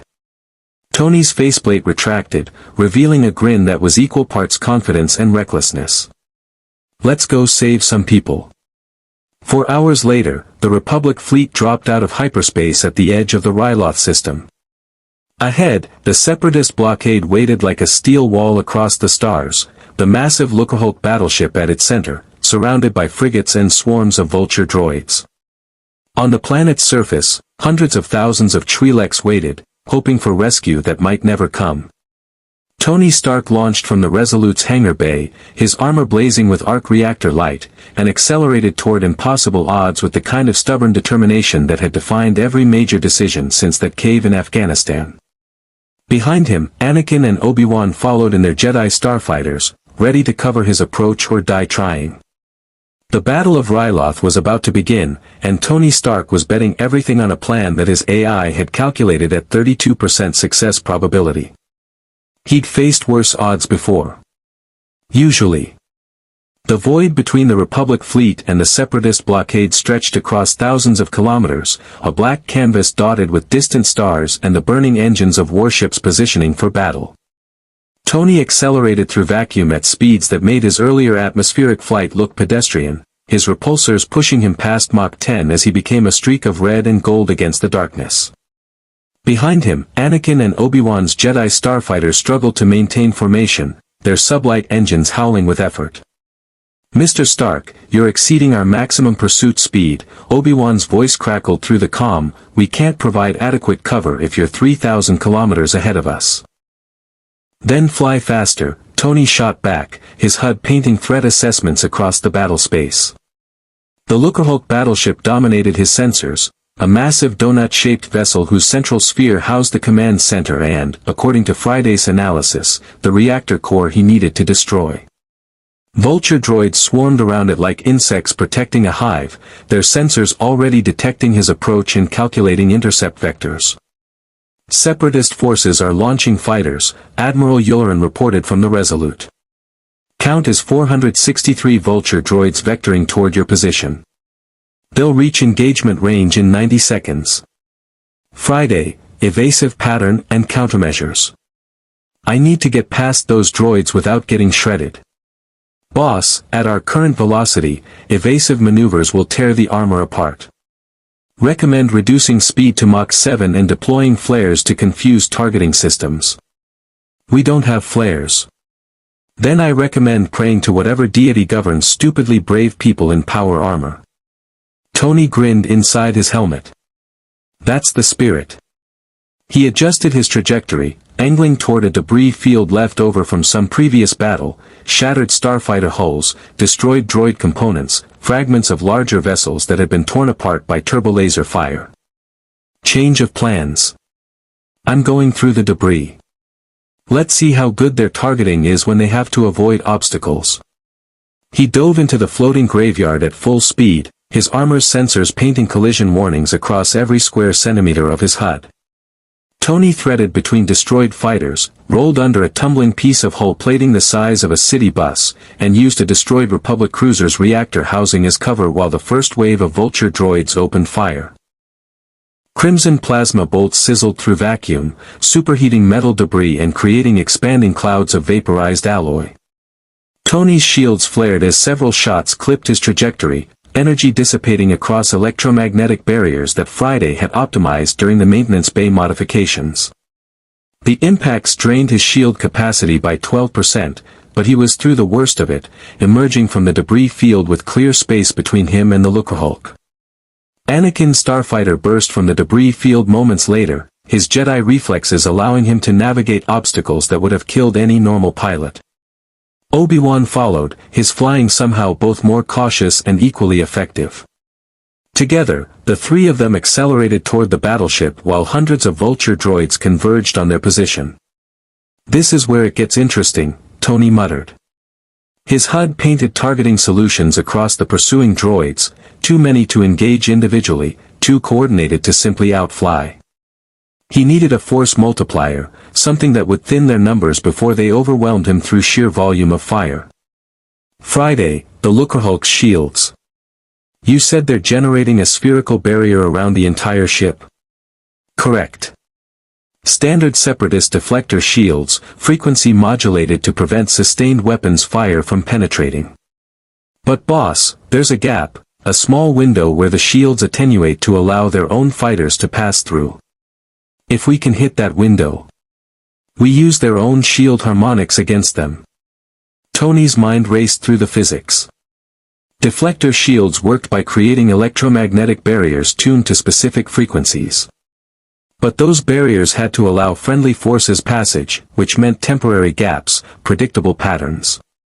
If he could calculate the shield's modulation frequency and time his approach perfectly. "Anakin, Obi-Wan, I need you to draw as many droids as possible away from the Lucrehulk's portside hangar. I'm going to use their shield gap to get inside. The hangar will be heavily defended," Obi-Wan warned. "Battle droids, automated defenses, and likely destroyer droids with personal shields. Then I'll have to move fast." Tony checked his weapons inventory, repulsors fully charged, Rex's blaster at 50 rounds, arc reactor at 92% capacity. His nanotech armor could fabricate limited ammunition for small caliber weapons, but against hundreds of droids, ammunition management would be critical. "Friday, once I'm inside, guide me to the reactor core. Fastest route, minimal contact with enemy forces." "Calculating." "Boss, the fastest route goes through 3 major bulkheads, 2 droid staging areas, and what appears to be the ship's primary command center. There is no minimal contact option." "Then we go loud." Tony accelerated harder, his repulsor screaming as he pushed toward the battleship. Behind him, Anakin and Obi-Wan engaged the pursuing Vulture droids with coordinated precision that bordered on telepathic. Their starfighters wove between incoming fire while their laser cannons picked off droids with surgical accuracy. Tony watched on his tactical display as the 2 Jedi destroyed 15 droids in as many seconds, their force-enhanced reflexes turning impossible shots into certainties. But even Jedi couldn't hold off 400 droids forever. "Stark, you've got 30 seconds before we're overwhelmed," Anakin called out, his voice strained as he pulled his starfighter through a barrel roll that avoided 3 separate kill shots. "Whatever you're planning, do it now." Tony's HUD locked onto the shield gap, a 15-meter aperture that cycled open for 0.73 seconds every 8 seconds, allowing Vulture droids to launch and return. The timing was computer precise, which meant his approach had to be equally precise. At his current velocity, he'd reach the gap in 12 seconds. That gave him exactly 1 chance to thread through an opening smaller than his wingspan at speeds where a single miscalculation meant vaporization against military-grade shields. "Friday, sync our approach to the shield cycle. I need thrust calculations accurate to the millisecond." "Calculations complete." "Boss, margin of error is 0.04 seconds. If we're off by even that much, we won't be." Tony aligned his trajectory, his armor's systems taking over fine control while his mind focused on the big picture. This was what he did, take impossible odds, apply genius-level intelligence and cutting-edge technology, and somehow make it work through sheer determination and occasionally luck. The shield gap cycled open. Tony punched his repulsors to maximum output and became a missile of arc reactor light, crossing the final 1,000 meters in under 2 seconds. Time seemed to slow as his HUD painted the shrinking aperture, 15 meters, 10, 5. The shield edges crackled with barely contained energy, powerful enough to burn through his armor if he made contact. He passed through with 3 centimeters to spare. The Lucrehulk's hangar bay materialized around him, a cavernous space filled with rows of Vulture droids in standby mode, ammunition crates, fuel tanks, and approximately 200 battle droids that immediately swiveled toward the intruder.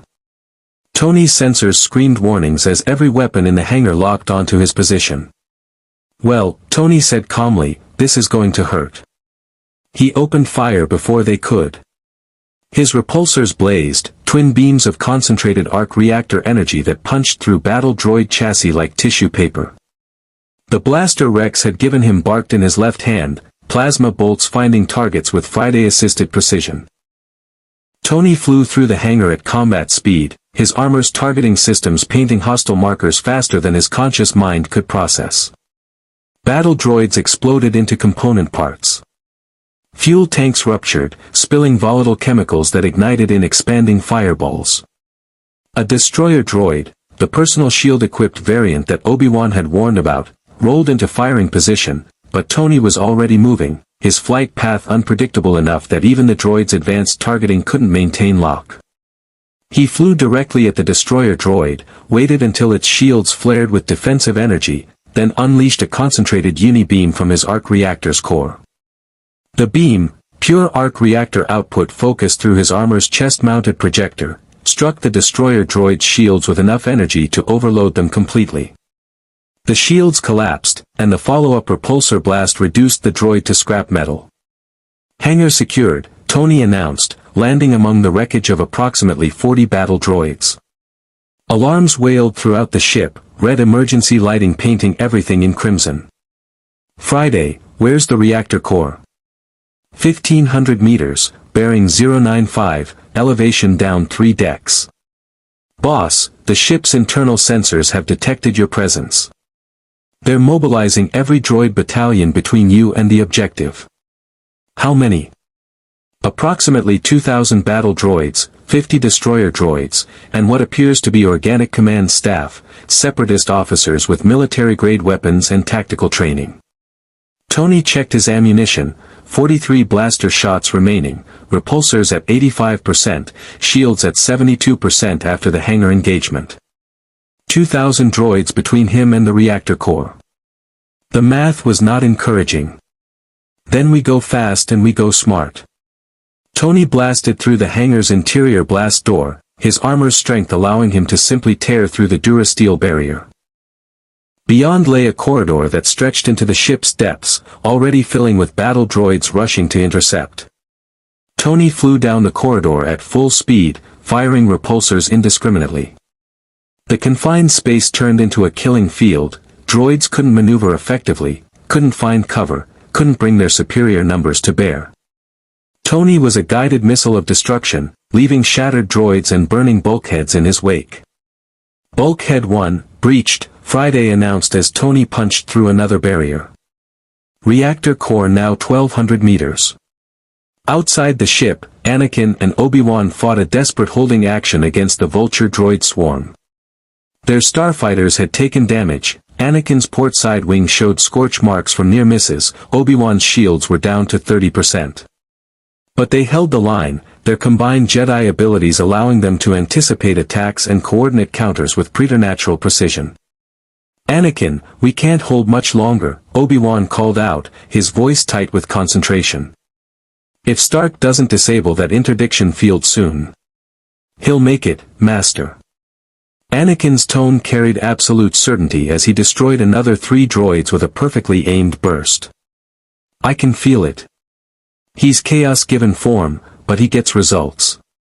Inside the Lucrehulk, Tony reached the ship's command center, a vast chamber filled with holographic displays, tactical stations, and unfortunately, 20 Neimoidian officers backed by 50 battle droids and 3 destroyer droids. The Neimoidians, tall, amphibious-looking beings in elaborate robes, recoiled at Tony's explosive entrance through their blast door. "Intruder," one officer shrieked. "Activate all security protocols. Seal the reactor core. Alert Count Dooku immediately." "Yeah, not happening." Tony engaged all 3 destroyer droids simultaneously, his combat algorithms calculating angles and timing with machine precision. He flew in a chaotic pattern that made targeting impossible, fired repulsor bursts that caught droids in crossfire, and used the command center's own equipment as cover and weapons. A tactical hologram projector became a projectile that crushed 2 battle droids. A command station's durasteel desk became a shield that absorbed destroyer droid fire. Tony grabbed one Neimoidian officer, gently enough not to cause permanent harm, roughly enough to make a point, and used him as a human, Neimoidian shield while his other hand fired the blaster at the remaining droids. "Where's the reactor core access?" Tony demanded, his faceplate retracting to show his very serious, very angry face. "And don't lie, because I've dealt with worse than you, and I'm having a really bad week." The Neimoidian's reptilian eyes widened in terror. Level 17. Section 12. Access Tunnel 7. "Please don't kill me. I'm a hero, not a murderer." Tony dropped the officer, who collapsed in a trembling heap, and blasted through the command center's deck plating, creating his own direct route to the reactor level. "Though I make exceptions for people who starve civilians." He fell 3 decks in seconds, his repulsors firing at the last moment to arrest his descent. The reactor level materialized around him, a maze of coolant pipes, power conduits, and at its center, a massive spherical reactor that pulsed with barely contained energy. It was beautiful in a terrifying way, a testament to engineering that could power a ship this size for years without refueling. It was also about to explode. "Friday, how do I overload this thing without killing everyone on board?" "That's contradictory, boss. Overloading a reactor this size will cause a cascade failure that destroys the entire central sphere. Anyone in this section dies." Tony scanned the reactor chamber. Empty except for maintenance droids in standby mode. The Separatists had automated everything, which meant no organic crew to worry about. But there were still droids, thousands of them throughout the ship. Machines, yes, but machines with personalities, thoughts, the capacity for something approaching consciousness. How long until the cascade becomes irreversible? If you initiate overload sequence, you'll have 45 seconds to escape before containment fails. And the interdiction field will drop immediately when reactor power fluctuates. The Republic fleet can make their jump. 45 seconds. Tony ran the math. He'd need to fly back through 1,500 meters of hostile ship, exit through the hangar, hopefully before it was filled with more droids, and clear the blast radius before the reactor went critical. It was possible. Barely. He placed his armored hand against the reactor's control interface. "Friday, interface with their systems. Override safety protocols and initiate cascade failure." "Boss, this is going to be very, very loud. Story of my life." Tony felt the connection establish, his arc reactor's energy signature overwhelming the Separatist computer systems that tried to reject the intrusion. Friday's code, evolved through years of fighting, adapted to handle everything from Ultron to alien technology, carved through their firewalls like they were made of wet paper. The reactor began to whine, its pitch rising to frequencies that made even Tony's armor-protected ears ache. Warning lights erupted throughout the ship, klaxons wailed, and somewhere on the Lucrehulk's bridge, a very alarmed Neimoidian captain began screaming evacuation orders. "Reactor critical in 43 seconds, Friday announced." "Boss, move." Tony didn't need to be told twice. He launched himself back through the hole he'd created, his repulsors screaming as he accelerated through corridors that were now filled with panicking droids trying to reach escape pods. Battle droids stumbled over each other, destroyer droids rolled in confused circles, and the entire ship groaned as its structural integrity began to fail. Outside, Anakin felt it through the Force, not Tony himself, but the ship's impending destruction. The interdiction field just dropped. Admiral, execute the jump. All ships, coordinate hyperspace jump to Ryloth low orbit. Admiral Yulren's voice rang with command certainty. Execute on my mark. 3, 2, 1, mark. The Republic fleet vanished in streaks of blue-white light, traversing in seconds the distance that would have taken hours at sublight speeds. They materialized directly above Ryloth, bypassing 90% of the Separatist defenses exactly as Tony had predicted. Inside the Looker Hulk, Tony reached the hangar with 10 seconds to spare. His sensors showed the space was now packed with Vulture droids scrambling to launch, battle droids rushing toward escape pods, and one very large explosion building in the ship's central sphere. Friday, maximum repulsor output. Get us out of here. Gladly, boss. Tony became a comet of arc reactor light, blasting through the hangar bay and out into vacuum as the Lookerhulk's reactor reached critical mass. Behind him, the massive battleship's central sphere detonated with enough energy to vaporize everything within 2 kilometers. The donut-shaped outer ring, now separated from its power source, began to tumble through space, lifeless and dark. The Separatist blockade collapsed in an instant. Supporting frigates, suddenly without their command ship, attempted to regroup but found themselves facing an entire Republic fleet that had materialized in their midst. Admiral Yulren ordered concentrated fire, and within minutes, the Separatist forces were either destroyed or fleeing into hyperspace. Ryloth was free. Tony's armor drifted in vacuum, his sensors confirming the mission's success. His arc reactor pulsed steadily, his shields had held, and somehow, against all probability, he'd survived another suicide mission. Stark, do you copy? Anakin's voice carried relief and something that might have been respect. That was the craziest, most reckless thing I've ever seen. And I've seen Obi-Wan jump onto a missile in flight. Hey, I resent that, Obi-Wan's voice interjected. Though I must admit, Mr. Stark, your plan worked. Against all reasonable odds. Tony's faceplate retracted, revealing a grin that was equal parts exhaustion and triumph. Told you. 30% success probability is practically a sure thing for me. Below them, on Ryloth's surface, Republic gunships descended through atmosphere carrying clone troopers and supplies. The blockade was broken, the civilians saved, and Tony Stark had just proven that sometimes one man in advanced armor could change the outcome of a battle.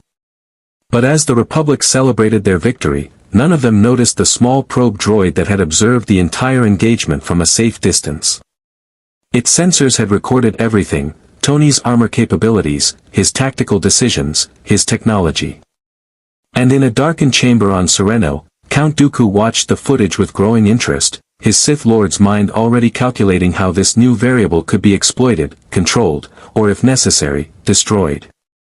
The celebrations on Ryloth lasted 3 days. Clone troopers distributed food and medical supplies to grateful Twi'lek families who had survived the Separatist occupation. Jedi coordinated with local resistance leaders to establish security and rebuild infrastructure. Children played in streets that had been battlefields just hours before, their laughter a stark contrast to the weapon fire that had echoed there for months. Tony watched from a balcony in the temporary Republic Command Center, a cup of CAF, terrible, but caffeinated, cooling in his hand. Below, a Twi'lek child approached a clone trooper and offered him a hand-woven bracelet in thanks. The trooper knelt down, accepted the gift with obvious emotion despite his helmet hiding his expression, and gently touched the child's head in a gesture of protection. That's why we fight, Anakin said, appearing beside Tony on the balcony. The young Jedi had shed his combat robes for simpler attire, though his lightsaber still hung at his belt. Moments like that. Knowing that our actions saved actual lives, gave people hope. Until the next battle, Tony replied quietly. The next system that needs saving, the next crisis. This war doesn't end, does it? It just moves from planet to planet, grinding people down. We're winning, Anakin insisted, but his tone lacked conviction. Every victory brings us closer to defeating the Separatists, restoring peace to the galaxy. Tony studied the young Jedi carefully. Anakin Skywalker was maybe 22, carrying responsibilities that would break most people twice his age. He led armies, made life-or-death decisions, and somehow maintained optimism despite witnessing horrors that would haunt anyone. But underneath that optimism, Tony recognized something familiar, doubt, carefully hidden but definitely present. "You don't believe that," Tony said. "Not really. You've been fighting this war for 3 years. How many victories? How many planets saved? And the Separatists keep coming, keep finding new resources, new allies. Someone is feeding this conflict from both sides." Anakin's jaw tightened. The Council has considered that possibility. But without evidence. "I'm an engineer, Anakin. I recognize patterns, systems designed to function in specific ways. This war has all the hallmarks of orchestrated chaos, enemies who are threatening but never quite overwhelming, conflicts that drain resources without achieving decisive victory, leaders on both sides who benefit from continued fighting." Tony set down his CAF, turning to face Anakin directly. "Back home, we had an organization called Hydra. They infiltrated governments, military, intelligence agencies. Played both sides, created crises they could exploit. This feels the same. You're suggesting someone is manipulating the Republic and the Separatists?" Anakin's voice carried skepticism, but also interest. "Who could have that kind of power, that level of access? I don't know. But whoever they are, they're patient and smart. They've been building this for years, maybe decades. And they're probably close to the center of power, close enough to influence decisions, redirect attention, eliminate threats before they become problems." Before Anakin could respond, Obi-Wan appeared in the doorway, his expression grave. "Anakin, Mr. Stark. The Council requests your presence immediately. Count Dooku has sent a message. He wants to negotiate." Tony and Anakin exchanged glances. "Negotiate?" Tony's instinct screamed warning. The Separatists just lost their primary blockade fleet and a Lucrehulk-class battleship. They're in retreat. Why would Dooku negotiate now? "That's what concerns the Council," Obi-Wan replied. "Dooku never operates without purpose. If he's reaching out, it's because he believes he has leverage." The holographic conference chamber materialized Count Dooku's image with perfect clarity, a tall, elegant man with silver hair and beard, wearing the refined robes of Sereno nobility. But his eyes held the cold calculation of a Sith Lord who had spent decades manipulating galactic politics. Tony's HUD immediately began analyzing Dooku's posture, vocal patterns, micro-expressions. Friday's behavioral assessment algorithms, refined through years of reading hostile actors from terrorists to Thanos, painted a profile: intelligent, arrogant, supremely confident. Dangerous. "Jedi," Dooku greeted, his voice cultured and controlled. "How pleasant to see you celebrating your victory on Ryloth. Though I suspect the celebration will be short-lived." Dooku, Mace Windu's holographic form responded, his tone flat. "You requested this communication. State your purpose." "Direct as always, Master Windu." "Very well." Dooku's gaze swept across the assembled Jedi, then stopped on Tony. "Ah. And here is our mysterious newcomer. The void in the Force that has caused such consternation among the Council. Tony Stark, I believe. The man who destroyed a Lucrehulk-class battleship single-handedly. Most impressive." Tony felt the weight of that gaze, the predatory intelligence behind it. "Dooku. Heard you're the guy in charge of the Murderbot army. Can't say I'm impressed with your work. Vulture droids have lousy combat algorithms." Dooku's smile didn't reach his eyes. "Humor. How refreshing. Tell me, Mr. Stark, has the Republic informed you of what they truly are? What this conflict is really about?" "Enlighten me," Tony said, his tone carefully neutral. "Never give information for free, never show ignorance." Interrogation 101.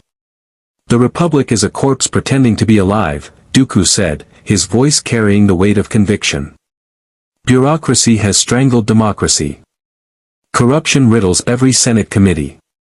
Planets join the Confederacy because the Republic has failed them, overtaxation, military occupation masquerading as peacekeeping, corporate interests dictating policy while citizens starve. The Jedi, for all their talk of justice, serve this broken system as enforcers.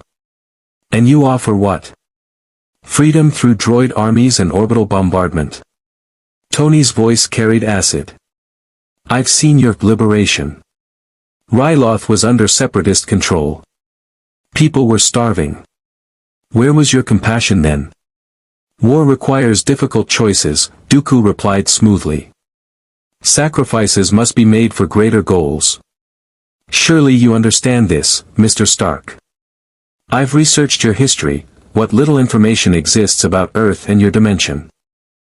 You built weapons that killed thousands before your crisis of conscience. You understand pragmatism. Tony's hands clenched. Dooku had done his homework, somehow acquired intelligence about Earth despite it existing in another dimension. That suggested resources, connections, access to information that shouldn't be possible. I understand that people who justify atrocities with greater good speeches are usually the villains. So what do you really want, Dooku? This isn't a philosophy debate. Perceptive. Dooku's expression shifted, becoming more intense. I want you, Mr. Stark. Your technology, your knowledge, your unique perspective from beyond our galaxy. Join the Confederacy. Help us build a new order, one not chained to the Republic's failures or the Jedi's dogma. Together, we could end this war in months rather than years. The holographic chamber fell silent. Every Jedi present understood the implications. If Tony's technology fell into Separatist hands, the war would shift dramatically. Arc reactor power sources could revolutionize their droid armies, his repulsor technology could create new weapon systems, his tactical genius could turn the tide of countless battles. Not a chance, Tony said flatly. I've dealt with enough tyrants, megalomaniacs, and self-proclaimed saviors to recognize the sales pitch. You're offering power, freedom from oversight, a chance to build something better. But I've seen where that leads. It leads to bodies in the streets and dictators who think they're heroes. Disappointing, Dooku said, though his tone suggested he'd expected the refusal. But perhaps you'll reconsider after our next conversation. You see, Mr. Stark, I know something about your situation. The dimensional rift that brought you here, it wasn't random chance. It was orchestrated. Tony felt ice settle into his stomach. Explain. The Force touches all things, binds the galaxy together in ways your science cannot comprehend. But there are techniques, ancient Sith knowledge, that can manipulate the Force to achieve extraordinary results. Rifts between dimensions, for instance. Portals that pull specific individuals from one reality to another. Dooku's smile was predatory now. Someone wanted you here, Mr. Stark. Someone powerful enough to tear holes in reality itself. You're lying, Anakin interjected. The Sith don't have that kind of power. Master Yoda would have sensed. Would he? Dooku's gaze shifted to Anakin. Young Skywalker, always so certain of your master's wisdom. Tell me, has the Council shared with you the full extent of Sith capabilities? The secrets hidden in holocrons, the knowledge suppressed because it's too dangerous? Or do they keep you ignorant, a weapon to be aimed but never truly understood? That's enough, Dooku, Mace Windu commanded. If you have evidence regarding Mr. Stark's arrival, present it. Otherwise, this conversation is over. Evidence. Dooku gestured, and a holographic display appeared beside him, complex mathematical formulas, energy signatures, dimensional calculations that made Tony's engineer brain ache to understand. 3 days before Mr. Stark arrived, we detected massive force disturbances emanating from the unknown regions. Energy readings consistent with ancient Sith rituals designed to manipulate spacetime. Someone opened a door, and Mr. Stark walked through it. The question you should be asking is, why? Tony studied the data, his HUD recording every detail for later analysis. The formulas were beyond anything he recognized, quantum mechanics mixed with principles that violated known physics, yet somehow produced coherent results. If this was real, if someone had actually opened an interdimensional portal using this force energy. Friday, can you analyze this? Recording, boss. Preliminary assessment suggests the mathematics are consistent with theoretical quantum tunneling. But the energy requirements would exceed anything we've encountered. Either this is fabricated, or someone in this galaxy has access to power sources that make the arc reactor look like a AAA battery. Why are you telling me this? Tony demanded. If you wanted to recruit me, this is a terrible sales pitch. Hey, join us, by the way someone powerful is manipulating your existence. Not exactly compelling. Because I want you to understand the game you've entered, Dooku replied. The Republic and the Jedi believe they fight for justice. The Separatists believe they fight for freedom. But we are all pieces on a board, moved by a player whose ultimate goals remain hidden. I offer you an alternative, work with me, and together we can uncover who brought you here and why. Refuse, and you'll remain a pawn, used by forces you don't understand until you're no longer useful. The holographic transmission ended before anyone could respond, leaving the chamber in stunned silence. Tony's mind raced through implications, possibilities, probabilities. If Dooku was telling the truth, and the data suggested at least partial accuracy, then his arrival in this galaxy was an accident or random chance. Someone had wanted him here, had expended enormous energy to pull him across dimensional barriers. The question was, who, and why? The Council must analyze this information, Mace Windu said finally. If Dooku is correct about Sith manipulation of dimensional barriers, it represents a threat beyond anything we've encountered. Or it's a lie designed to create paranoia, Obi-Wan countered. Dooku is a master manipulator. This could be psychological warfare, an attempt to undermine Mr. Stark's trust in the Republic. Or it could be the truth, Tony said quietly. Which means I'm not just a visitor. I'm a weapon someone imported for a specific purpose. And until I know what that purpose is, I'm a liability to everyone around me. Anakin stepped forward, his expression fierce. Then we figure it out together. You helped save Ryloth, you've proven yourself an ally. Whatever game Dooku and the Sith are playing, we face it as a team. Tony wanted to believe that. But his experiences with Hydra, with government manipulation, with people who smiled while planning betrayals, made trust difficult. Still, Anakin's conviction was genuine. The Force might be unable to perceive Tony, but it couldn't hide the young Jedi's honest determination to help. All right, Tony agreed. But we do this smart. No more rushing into battles without understanding the bigger picture. If someone brought me here as a weapon, I need to know who my real enemy is before I start shooting. Agreed, Obi-Wan said. The Council will investigate Dooku's claims. In the meantime, you should rest. You've been in continuous combat operations for nearly 72 hours. Even you need recovery time. Tony glanced at his arc reactor's power reserves, 68%, declining slowly. Obi-Wan was right. He needed downtime, needed to process everything that had happened since falling through that dimensional rift. But rest felt like surrender, like admitting vulnerability in a galaxy that saw him as either asset or threat. Fine, Tony said. But I want access to all Republic intelligence on the unknown regions, Sith capabilities, and any records of dimensional anomalies. If I'm going to be paranoid, I'm going to be informed and paranoid. I'll arrange it, Commander Rex offered, appearing in the doorway. The clone trooper had been standing guard, but his attention had clearly been on the conversation. Sir, if I may say, what you did at the Lucrehulk was the kind of crazy brave that saves lives. The men respect that. Whatever Dooku's playing at, you've got the 501st's loyalty. Tony nodded, surprised by the emotion in Rex's voice. These clone troopers, manufactured soldiers, programmed for obedience, somehow developed personalities, loyalties, friendships. They were more human than many humans he'd known. Thanks, Rex. That means something. As the meeting dispersed, Tony found himself alone on the balcony again, staring at Ryloth's twin suns setting over liberated cities.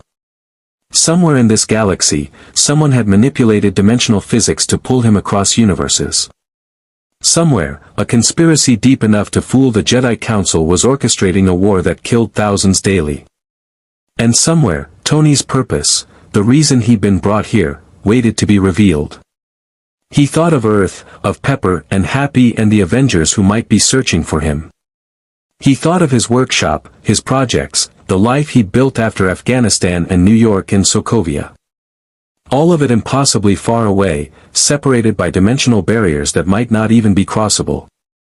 Friday, Tony said quietly. Start analyzing Dooku's data. I want to know if dimensional travel is actually possible using this force energy. If someone pulled me here, maybe we can find a way to pull ourselves back. Already on it, boss. But fair warning, the math involved makes quantum mechanics look like basic arithmetic. This could take weeks to analyze properly. Then we start now.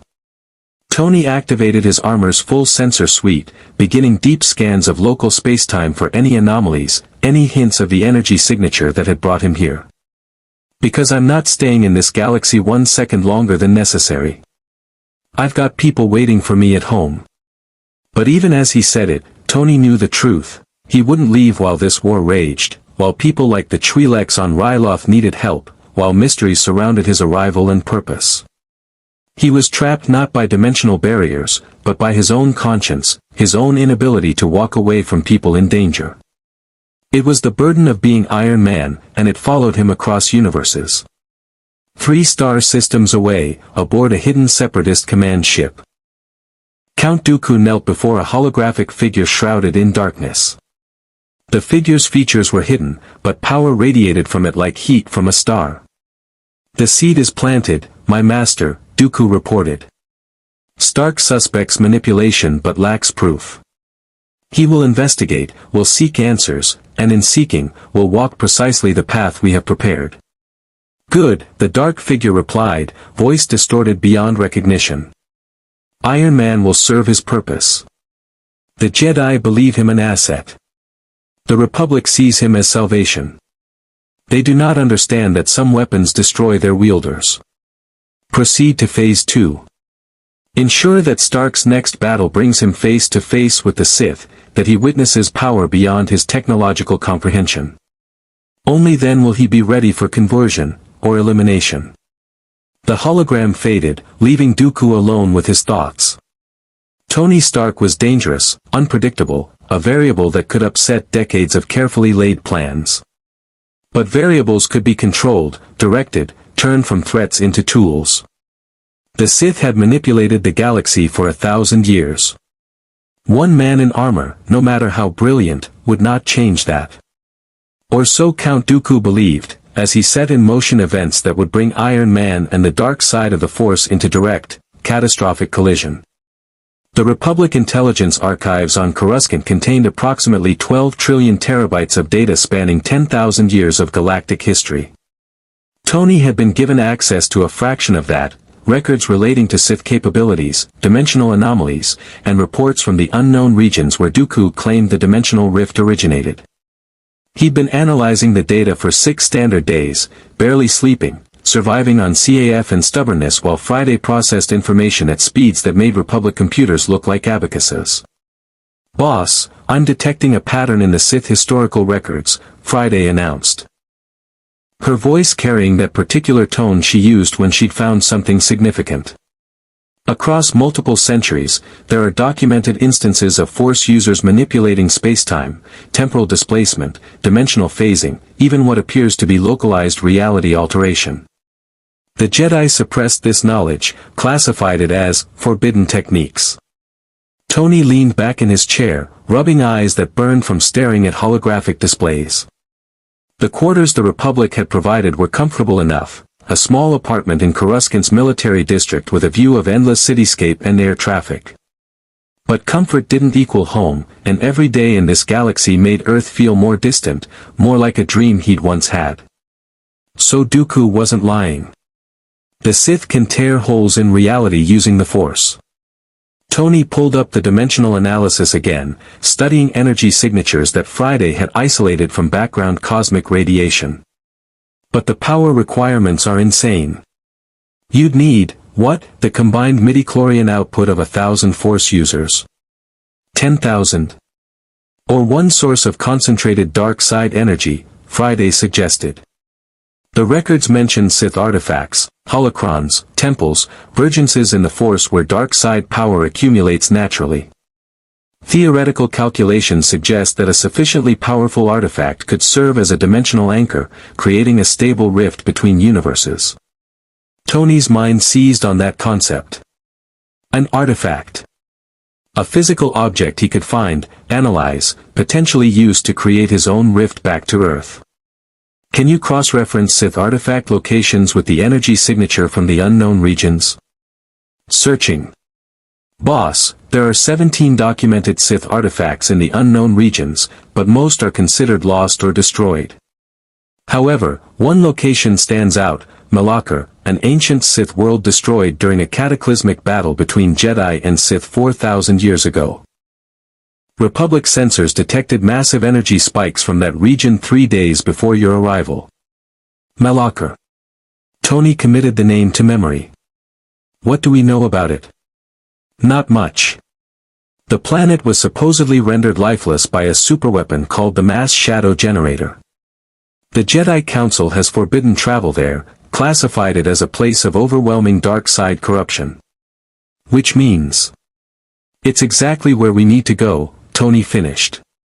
If the dimensional rift originated from Malachor, that's where he'd find answers.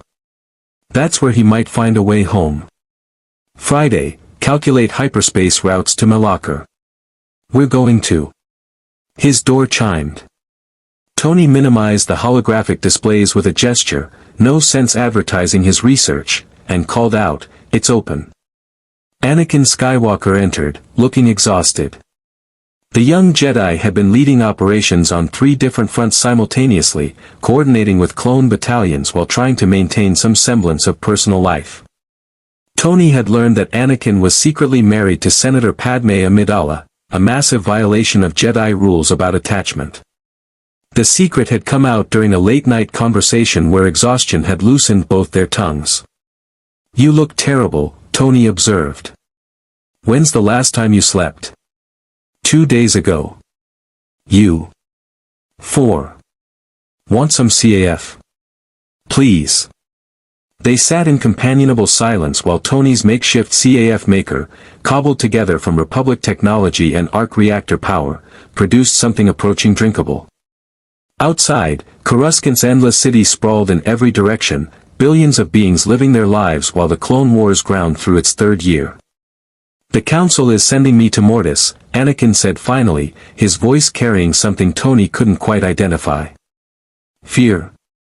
Anticipation. It's a vergence in the Force, a place where the light and dark sides exist in balance. Master Yoda believes it might help me understand the prophecy, the Chosen One. Destined to bring balance to the Force. Prophecies. Tony's tone carried skepticism. "Let me guess, ancient, vague, open to interpretation, and conveniently used to justify whatever the people in power want you to do." Something like that. Anakin accepted the CAF gratefully. "But there's more. The Council wants you to come with me." Tony's eyebrows rose. "Me? I'm a void in the Force, remember? What could I possibly contribute to some mystical balance quest?" "That's exactly why they want you there." Anakin set down his CAF, meeting Tony's gaze directly. "Master Yoda believes your presence, existing outside the Force, might provide perspective the Jedi lack. You see the galaxy without Force prejudice, without centuries of dogma shaping your perception. On Mortis, where the Force is strongest, you might see truths we can't." Tony wanted to refuse. Mortis sounded like exactly the kind of mystical nonsense he'd spent his career avoiding: incomprehensible cosmic forces, destiny, prophecy. He was an engineer, a scientist. He dealt with things he could measure, analyze, understand through rational inquiry. The Force represented everything he distrusted about faith-based reasoning. But Mortis was also in the unknown regions. Close to Malachor. Close to answers about his arrival in this galaxy. "When do we leave?" Tony asked. They departed Coruscant 12 hours later aboard Anakin's personal starship, a heavily modified Delta 7B Ethersprite called the Twilight. Obi-Wan Kenobi accompanied them, along with Anakin's Padawan, Ahsoka Tano, a teenage Togruta girl with orange skin, white facial markings, and the kind of fierce determination that reminded Tony uncomfortably of himself at that age. "So you're the guy who destroyed a Lucrehulk by himself," Ahsoka said as they settled into hyperspace, the blue-white tunnel of faster-than-light travel surrounding the ship. "That's pretty wizard. How'd you do it?" "Wizard?" Tony glanced at Anakin. "Means cool," Anakin translated with a slight smile. Ahsoka grew up on Shirley. "Different slang." "Ah. Well, Ahsoka, I did it by being reckless, ignoring good advice, and betting my life on 30% odds. Not recommended for aspiring Jedi." "That's exactly what Sky Guy does." Ahsoka grinned.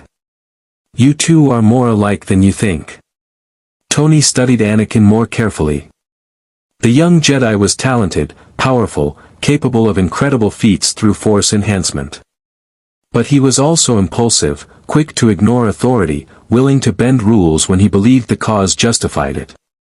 In another life, with different circumstances, Anakin Skywalker could have been Tony Stark, genius turned weapon, power without sufficient wisdom, potential for both salvation and catastrophic mistake. "That's what worries me," Tony muttered quietly. The journey to Mortis took 3 days through hyperspace, following coordinates that Obi-Wan claimed came from ancient Jedi texts. During that time, Tony learned more about his traveling companions. Obi-Wan was the diplomat, the voice of reason, carrying the Jedi ideals of patience and wisdom even as war forced him into increasingly morally complex situations. Ahsoka was raw potential, eager to prove herself, struggling with the contradiction between Jedi teachings about peace and the reality of leading clone troopers into battle. And Anakin. Anakin was a powder keg of power, ambition, love, and fear, held together by sheer force of will and Master Obi-Wan's stabilizing influence. "How did you become a Jedi?" Tony asked Anakin during one quiet moment when the others were resting. "You said you were a slave before. That's not the usual recruiting ground for mystical warrior monks." Anakin's mechanical hand clenched, a nervous tic Tony had noticed happened whenever memories of slavery surfaced. "Qui-Gon Jinn found me on Tatooine when I was 9. He believed I was the chosen one, prophesied to bring balance to the Force. My midichlorian count was unprecedented. So he brought me to Coruscant, convinced the Council to train me despite my age. 9 years old. And they immediately told you that you were destined to save the galaxy." Tony's voice carried carefully controlled anger. "That's a hell of a burden to put on a kid." "I wanted it," Anakin insisted. "I wanted to be a Jedi, to have power, to never be helpless again. Being a slave teaches you that power is the only thing that matters. The powerful live free. The powerless serve or die.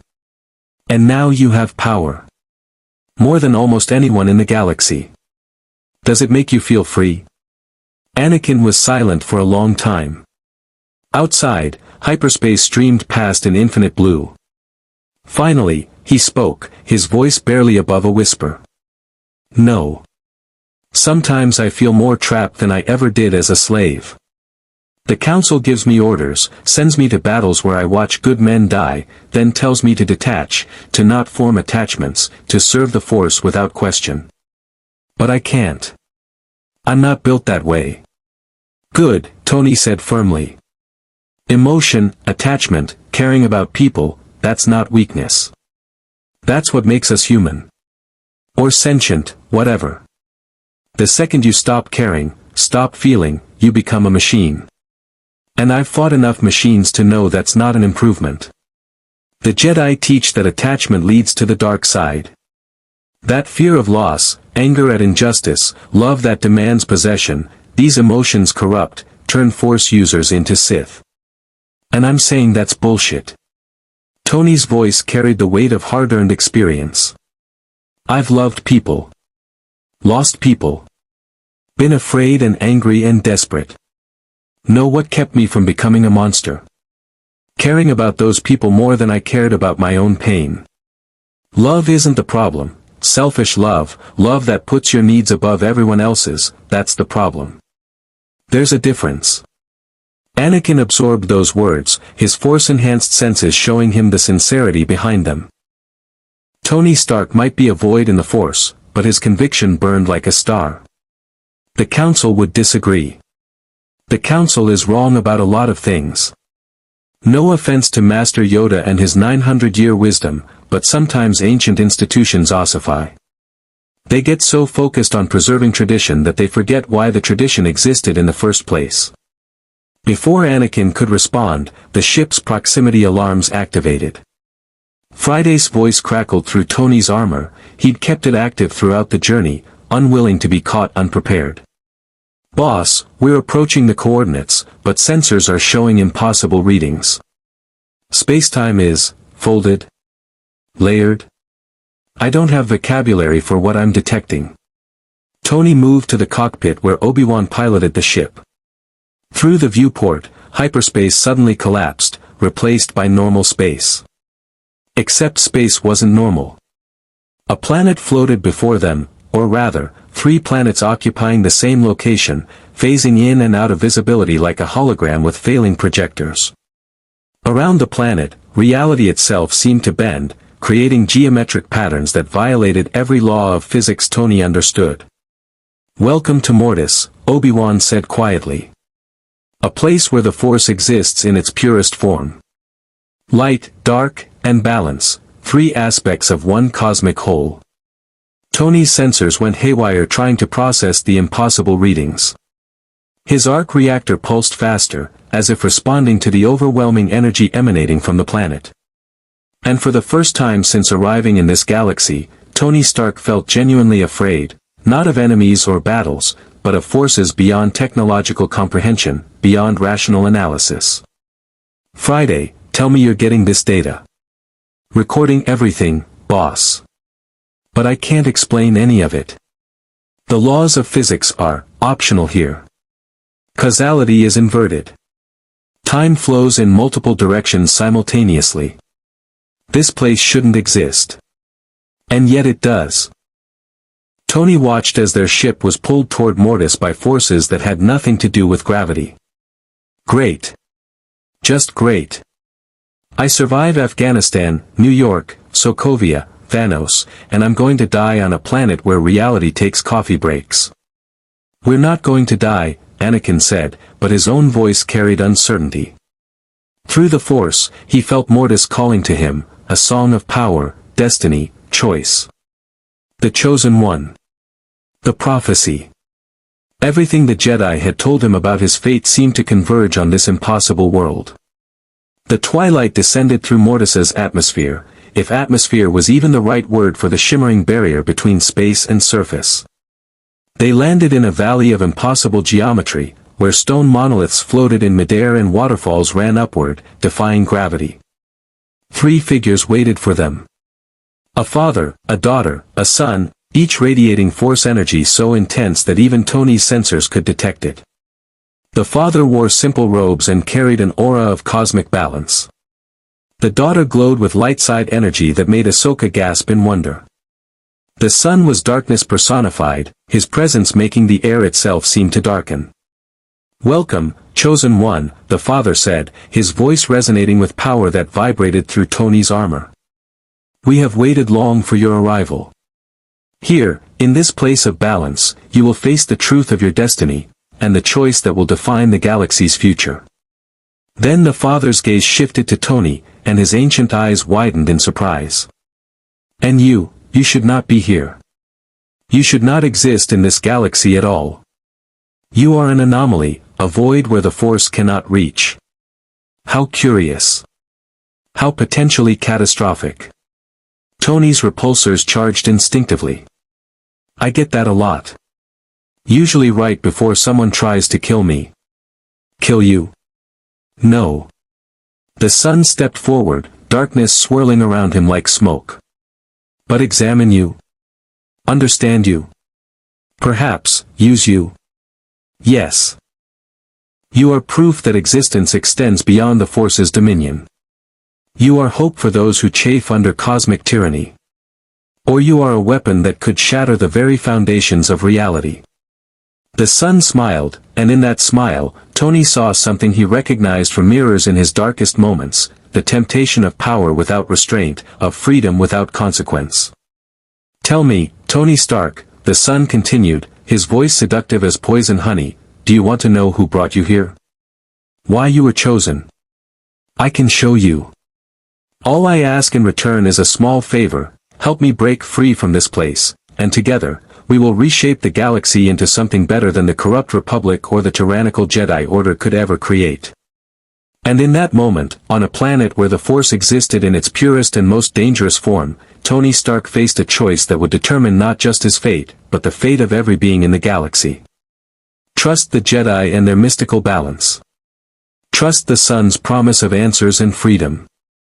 Or trust himself, his own judgment, his own refusal to be anyone's pawn. The choice, as always, was his alone to make. Tony had faced gods before. Thor, Loki, even Thanos in his own terrifying way. But the son of Mortis was different, not a being of flesh and bone wielding power, but power itself given form and consciousness. The darkness around him wasn't shadow or absence of light. It was tangible, alive, hungry. Tony's sensors registered energy readings that made his arc reactor look like a flickering candle next to a supernova. Boss, recommend immediate tactical withdrawal, Friday warned, her voice tight with urgency. The entity ahead is generating dark energy fluctuations that could destabilize your armor systems. Arc reactor stability at 86% and dropping. Noted. Tony kept his voice level, his repulsors charged but not raised. Threatening a cosmic entity seemed counterproductive. So, son of Mortis, you're offering me answers about who brought me here. What makes you think I'd trust anything you say? You radiate evil like a nuclear reactor radiates gamma rays. Evil? The sun laughed, and the sound made Ahsoka physically recoil, her hand moving to her lightsaber. Such limited thinking. I am not evil, I am freedom. Choice. The rejection of cosmic tyranny that binds all beings to predetermined paths. The Force seeks balance, equilibrium, stagnation. I seek growth, change, evolution. Is that evil, or simply inconvenient to those who profit from control? It's the sales pitch every dictator uses, Tony shot back. Freedom through my vision, change through my power, evolution that coincidentally puts me in charge. I've heard it from terrorists, megalomaniacs, and a purple titan. The words change, but the tune stays the same. The daughter stepped forward, her luminous presence pushing back the sun's darkness. Do not listen to him, mortals. My brother speaks lies wrapped in partial truths. He does not seek freedom, he seeks dominion. To break the balance would unleash suffering across the galaxy. And yet balance requires suffering, the sun countered smoothly. Light cannot exist without darkness. Peace cannot exist without conflict. The Jedi preach harmony while waging war, claim detachment while leading armies. Who is the hypocrite here, sister? Enough. The father's voice cut through the argument with absolute authority. Reality itself seemed to pause, respecting his command. This debate is ancient and will not be resolved today. Skywalker, you were brought here to witness the nature of the Force, to understand the burden of being the chosen one. Look. The father gestured, and suddenly Tony wasn't standing in the valley anymore. He was, elsewhere. Watching. observing scenes that unfolded like holographic projections, except they felt real, solid, as if he could reach out and touch the events transpiring. He saw Anakin Skywalker, older, encased in black armor, mechanical breathing rasping through a respirator. Darth Vader. The name came unbidden, pulled from that same strange recognition that had plagued Tony since arriving in this galaxy. He watched this dark version of Anakin slaughter Jedi, children, innocents. He watched the young hero he'd come to respect transform into a monster of mechanical efficiency and dark side fury. "No," Anakin whispered beside Tony, his voice breaking. "That's not. I would never." "Wouldn't you?" The son's voice whispered from everywhere and nowhere. "You've already walked the path. The fear of loss, the anger at injustice, the desperate need to protect those you love at any cost. Every step you've taken leads to this moment. The armor, the fall, the betrayal of everything you once believed. It is inevitable." "Nothing is inevitable," Tony said harshly, his own heart pounding as he watched Vader's rampage. Because he understood, terrifyingly, how it happened. The good intentions, the desperate choices, the conviction that temporary evil would serve greater good. He'd walked right up to that line himself, built Ultron thinking he could protect the world, nearly lost himself in revenge after losing people he loved. The visions shifted. Tony saw the Clone Wars continue, saw Palpatine, the kindly Chancellor, revealed as Darth Sidious, a Sith Lord who had manipulated both sides of the conflict for decades. He saw Order 66 executed, clone troopers turning on their Jedi generals in coordinated betrayal. He watched the Republic fall, replaced by the Galactic Empire with Palpatine as Emperor and Vader as his enforcer. And through it all, Tony saw the pattern he'd suspected from the beginning.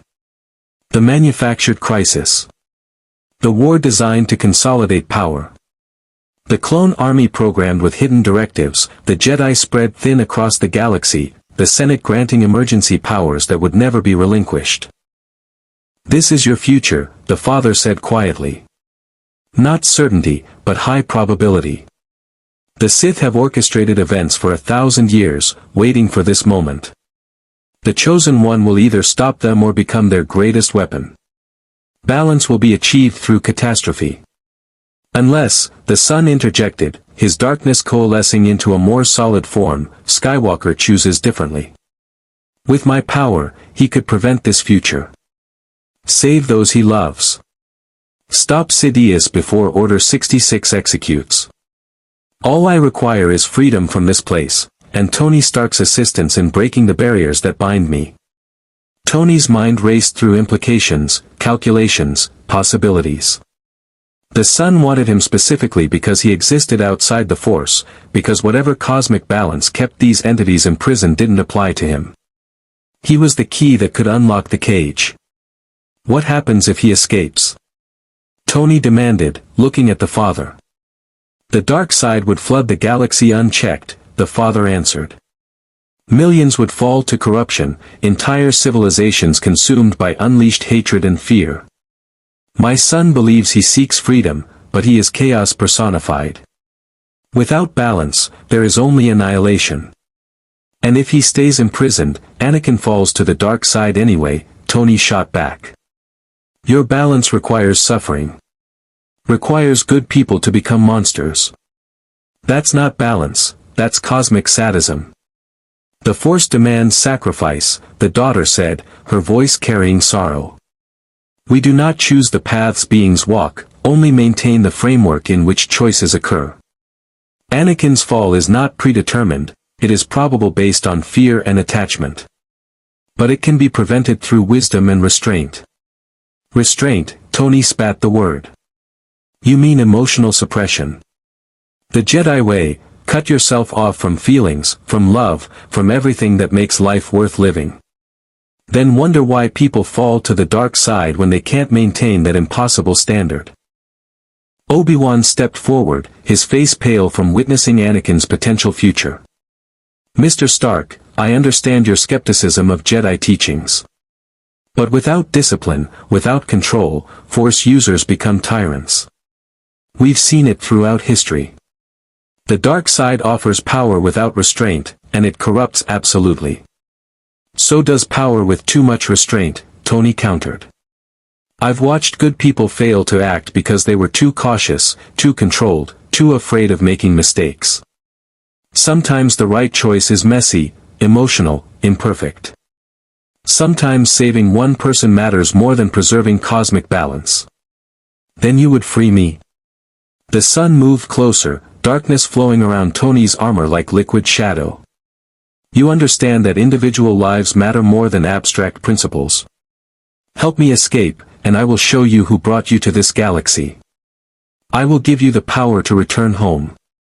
All I ask is that you use your technology, your void and the Force, to disrupt the barriers holding me. Tony felt the temptation like physical pressure. Home. Earth. Pepper, happy, the workshop, everything he'd lost. The sun was offering exactly what he wanted most. And all it would cost was unleashing cosmic-level dark side energy across a galaxy already at war. No, Tony said flatly. The sun's expression twisted with rage. You refuse? After everything I've offered? I refuse because I know a devil's bargain when I hear one. You're not offering freedom, you're offering catastrophe wrapped in pretty promises. And I've caused enough catastrophes in my life. I'm not adding unleashed cosmic evil to the list. Then you doom Skywalker to his fate. The sun's darkness exploded outward, reality warping under the pressure of his fury. You condemn him to fall, to become Vader, to slaughter everything he loves. That blood is on your hands. No, Anakin's voice rang out, carrying Force-enhanced authority that surprised everyone. My choices are my own. If I fall, it's because I wasn't strong enough, wise enough, disciplined enough. Not because Tony refused to break the galaxy to save me. The young Jedi ignited his lightsaber, blue plasma blazing defiantly against the sun's darkness. I've seen what I might become. I've seen the monster wearing my face. And I swear on everything I am, I will not let that future happen. I will be better. I will find another way. Tony felt pride surge through him. This was the Anakin he'd hoped existed under the pressure and prophecy, someone who could face his worst potential and choose to fight it rather than surrender to fate. Fool, the sun hissed. You cannot fight destiny. The Force flows toward balance, and balance requires your fall. Then the Force is wrong. Tony raised his repulsors, power building in his palms. I've spent my entire adult life proving that destiny is bullshit. That people can change, can choose better paths despite what anyone predicts. If your cosmic balance requires good people to become monsters, then your balance can go to hell. The father watched this exchange with ancient, sorrowful eyes. You both misunderstand. Balance does not require Anakin's fall, it requires his choice. The prophecy speaks of balance, not method. He can restore it through light or darkness, salvation or catastrophe. The Force offers possibility, not certainty. Then help us find the path that doesn't end in genocide, Tony demanded. Your cosmic entities, Force personified, whatever. You must see options we don't. We see all paths, the daughter said softly. But we cannot choose for you. That is the burden and gift of mortal existence, genuine choice, untainted by perfect knowledge of consequences. However, the father continued, his gaze settling on Tony with uncomfortable intensity, I can offer you truth about your arrival. You were correct to suspect manipulation. 3 days before you appeared in our galaxy, a Sith ritual was performed on Malachor, an ancient technique that opens doors between realities. You were selected specifically, pulled across dimensional barriers for a purpose you have not yet fulfilled. What purpose? Tony's voice went cold. To be the catalyst, the father replied. Your technology, your perspective, your void in the Force, you are meant to accelerate events, force choices that would otherwise take years. You are the stone thrown into still water, creating ripples that will reshape the galaxy. Whether those ripples lead to salvation or destruction depends on choices not yet made. Friday's voice crackled in Tony's ear, carrying data she'd been analyzing since their arrival. Boss, I've isolated the energy signature from Mortis and cross-referenced it with the dimensional anomaly that brought us here. They match. This place, these entities, are connected to your arrival. The Father is telling the truth. And the Sith? Tony pressed. Who performed the ritual? Dooku? Sidious? Someone else? I cannot see clearly, the Father admitted. The dark side clouds perception, even for us. But I sense layers of manipulation, plans within plans. You were brought here to serve someone's purpose, but that purpose remains hidden even from cosmic sight. The sun laughed, his darkness rippling with amusement. So the mighty ones of Mortis admit ignorance. How refreshing. Tell me, Father, if you cannot perceive the Sith's full plan, how do you know your precious balance won't lead directly to catastrophe? Perhaps I am the answer. Perhaps my freedom would disrupt the Sith's schemes more effectively than your passive observation. Your freedom would doom trillions, the daughter countered. We have seen that path countless times. Enough. Tony's shout cut through the cosmic bickering. I didn't ask to be pulled into this galaxy. I didn't ask to be anyone's catalyst or chess piece. But I'm here now, and I've got to deal with it. So here's what's going to happen. He turned to face all three entities, father, daughter, son, his arc reactor blazing defiantly against their cosmic power. You're going to tell me everything you know about Malachor, about the Sith ritual, about who might have pulled me here. Then I'm going to investigate, find whoever is playing puppet master, and have a very direct conversation about consent and interdimensional kidnapping. And if it turns out breaking reality is the only way home, I'll deal with that when I understand the full cost.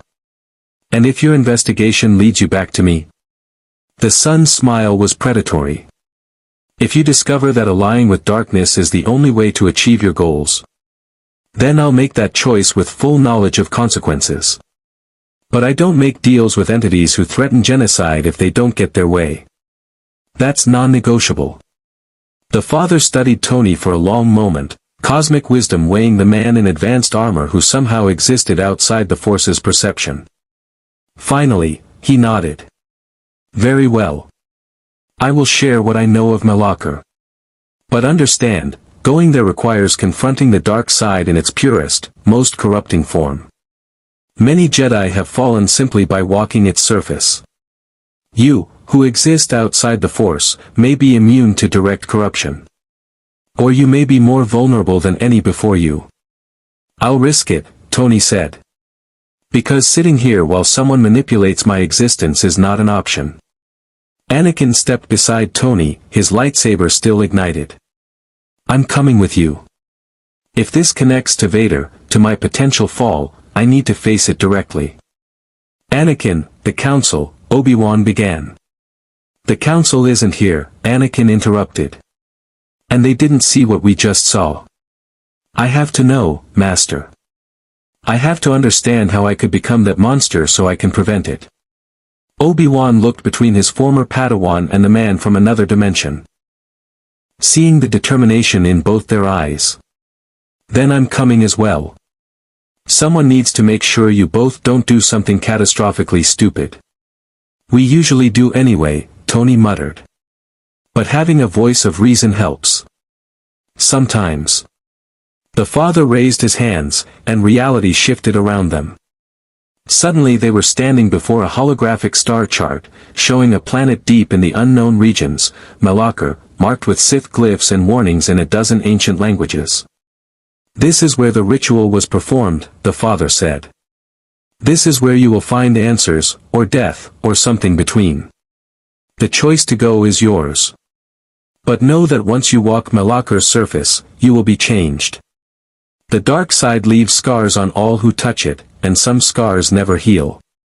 Tony studied the star chart, his mind already calculating hyperspace routes, threat assessments, equipment needs. This was insane. going to a Sith world filled with dark side corruption to confront whoever had pulled him across universes. But insane was his specialty, and answers were worth the risk. Then let's go scar some Sith, Tony said, his repulsors igniting. Friday, download those coordinates. We've got a date with Destiny, and I intend to tell Destiny exactly what I think of its manipulation. Behind them, as they left Mortis and its impossible geometry, the sun watched with eyes that gleamed with dark satisfaction. The pieces were moving exactly as predicted. Tony Stark was heading to Malachor, where the real trap waited, not for the man in armor, but for the young Jedi who believed he could face his darkness and emerge uncorrupted.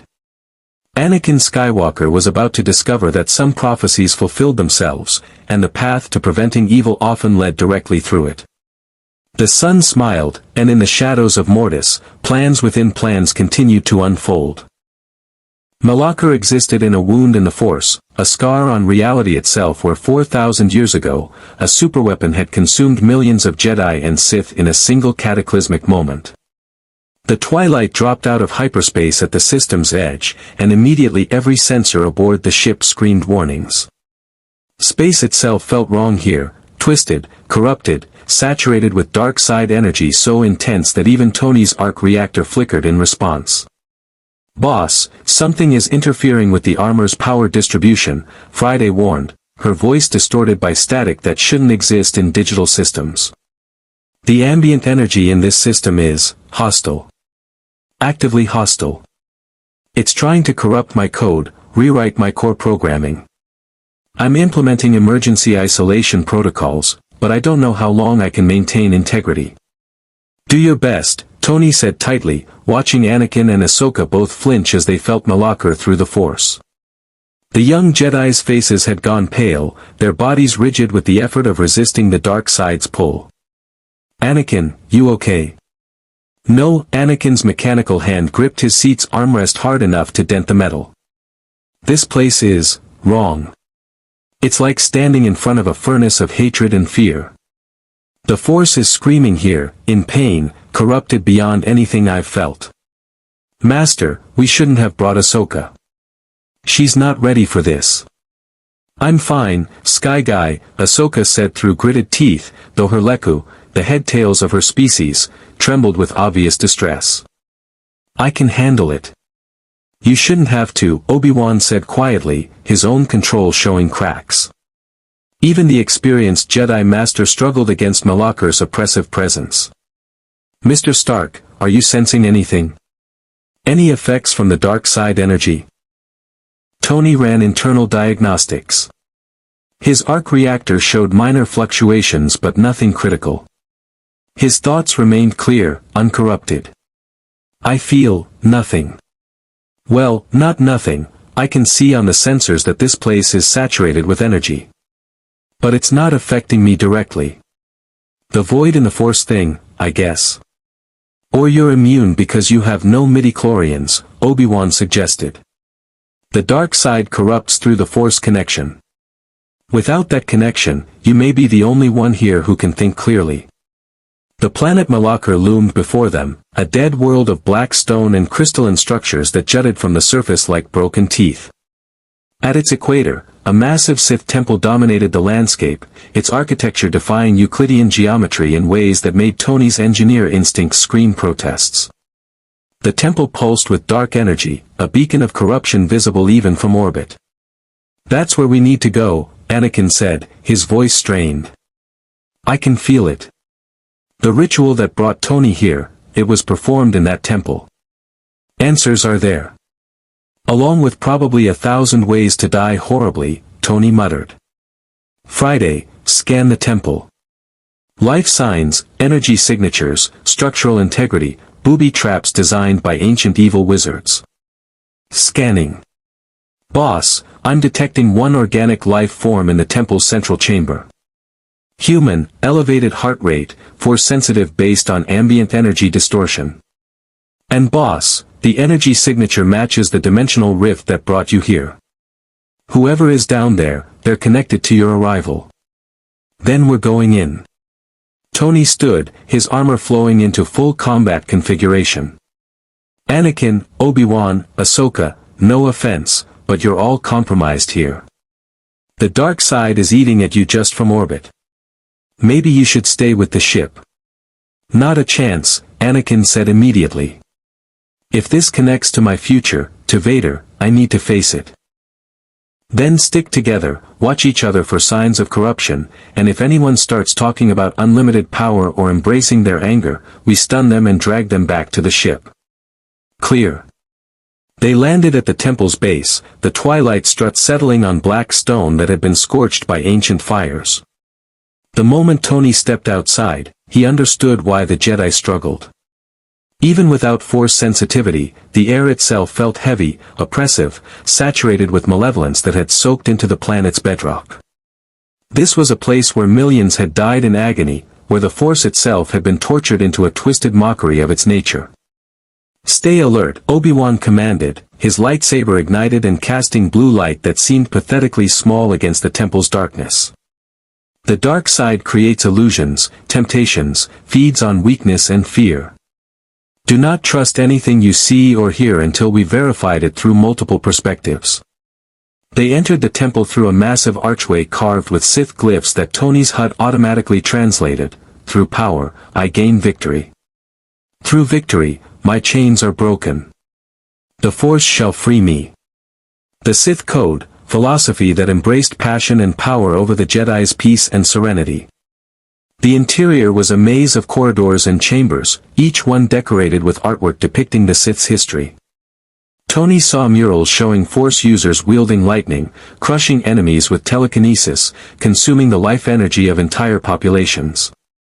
But he also saw images of Sith who'd freed slaves, toppled corrupt governments, fought against systems that oppressed billions. The history here wasn't simple evil, it was complexity rendered in violence and blood. The dark side offers truth the Jedi fear to acknowledge, a voice echoed through the temple, cultured and familiar.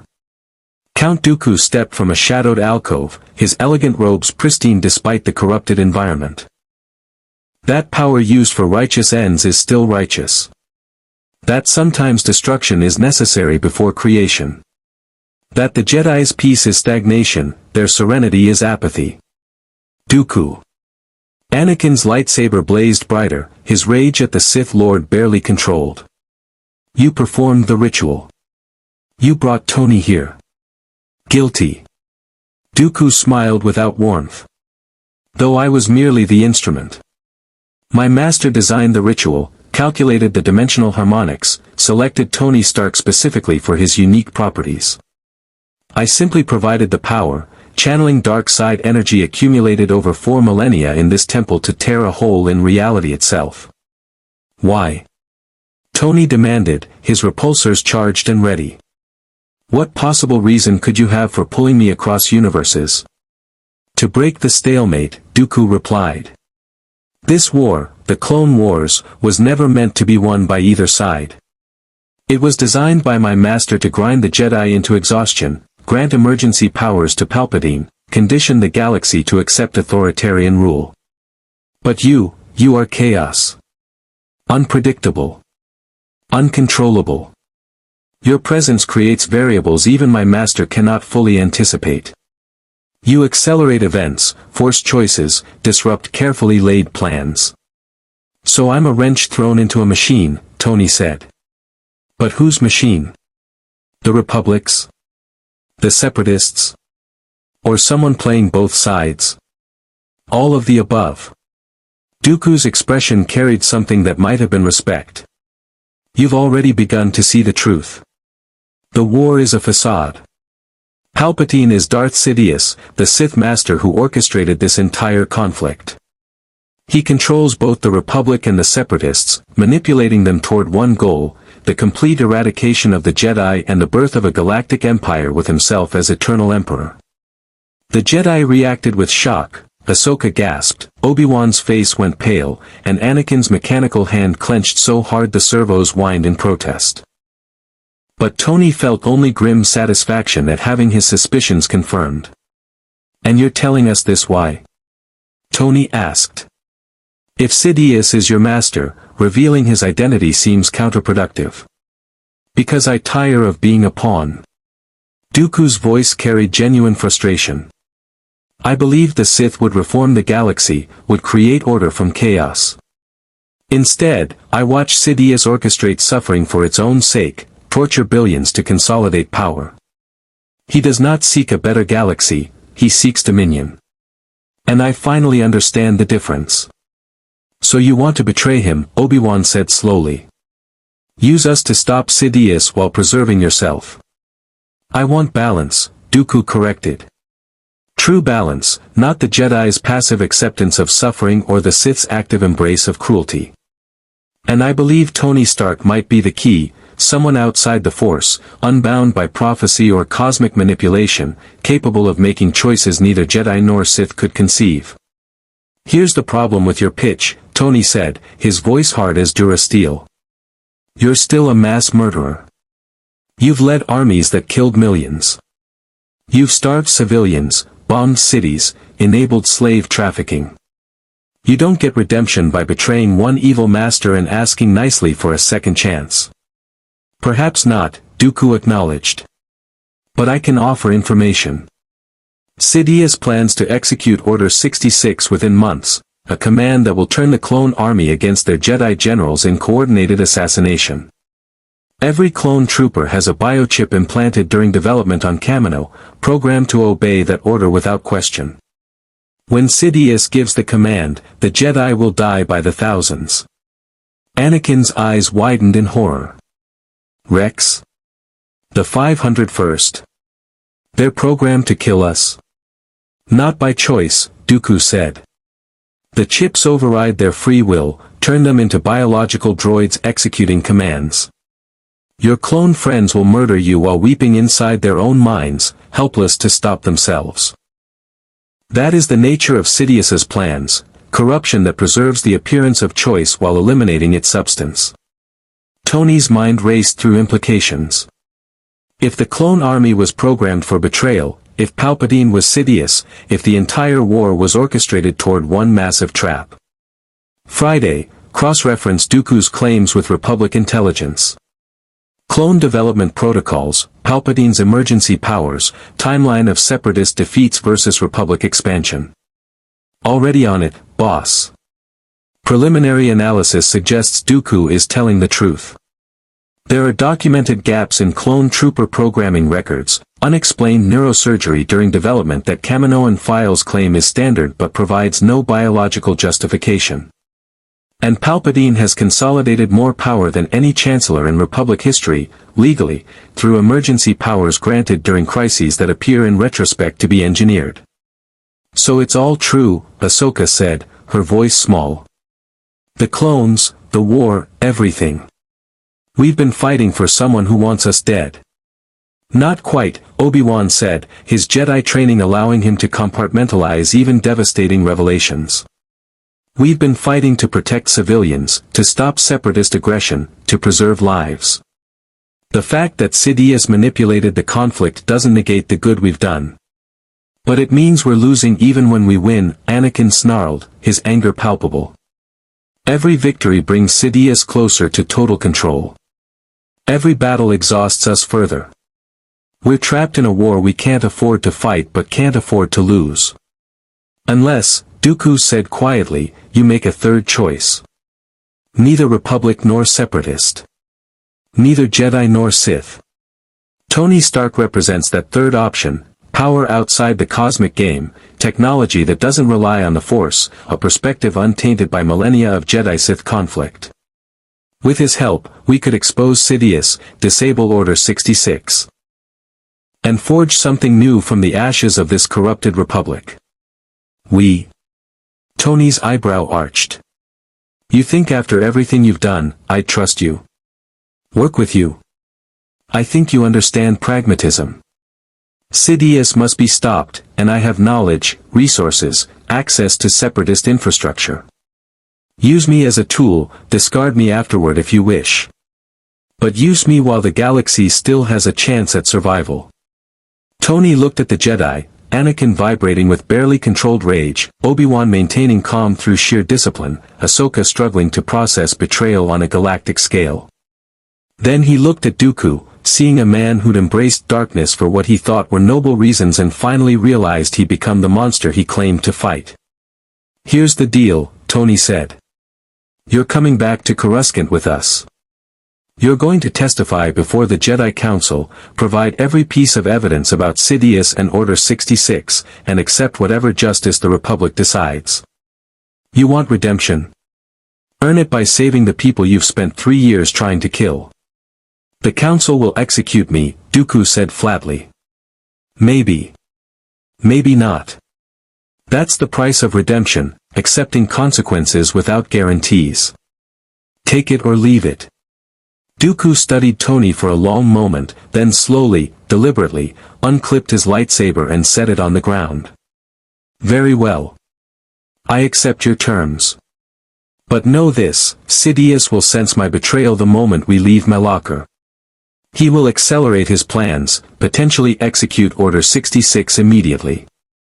You may be trading one catastrophe for another." "Then we move fast," Anakin said, his earlier rage crystallizing into determination. "We expose Sidious, warn the Jedi, disable the biochips in the clones before he can activate them. We turn this trap around and spring it on him." "Optimistic," Obi-Wan observed. "But perhaps possible. Mr. Stark, can your technology detect these biochips? Remove them without killing the clones?" Friday, analysis. "The biochips are neural implants, boss. Standard surgical extraction would work, but there are millions of clone troopers across the galaxy. We'd need Republic medical facilities, cooperation from Kaminoan cloners, and most importantly, time. Lots of time.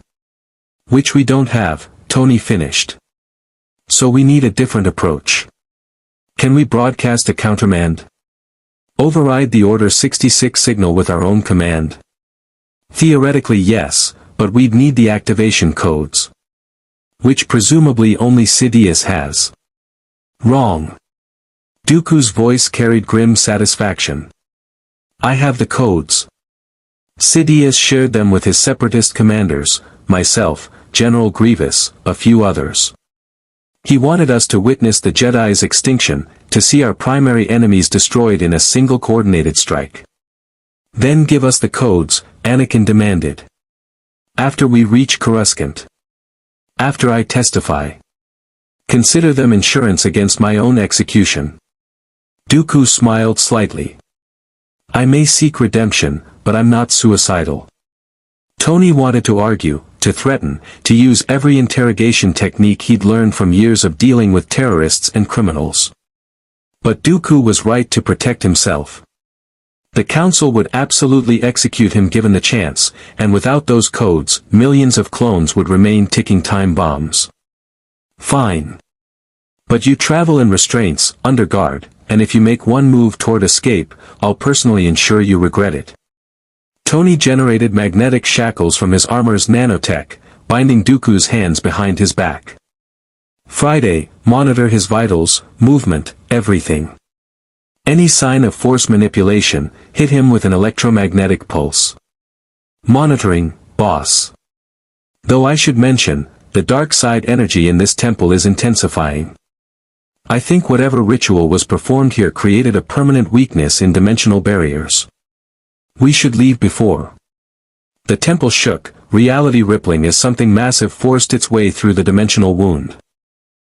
Tony's sensors screamed warnings as a rift tore open in the temple's central chamber, exactly like the one that had brought him to this galaxy, but larger, more violent, and very deliberately controlled.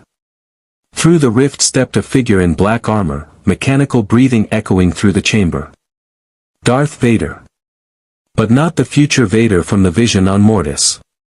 This was something else, a convergence, a possibility given form. The armored figure raised one hand, and Dooku flew backward, his throat constricting under invisible force pressure. "Fool," Vader's synthesized voice intoned. "Did you truly believe you could betray the Sith and live? The Master sees all, knows all, controls all. And I am his ultimate weapon. The chosen one, freed from Jedi weakness, embracing power without restraint." Anakin ignited his lightsaber, stepping forward. That's not me.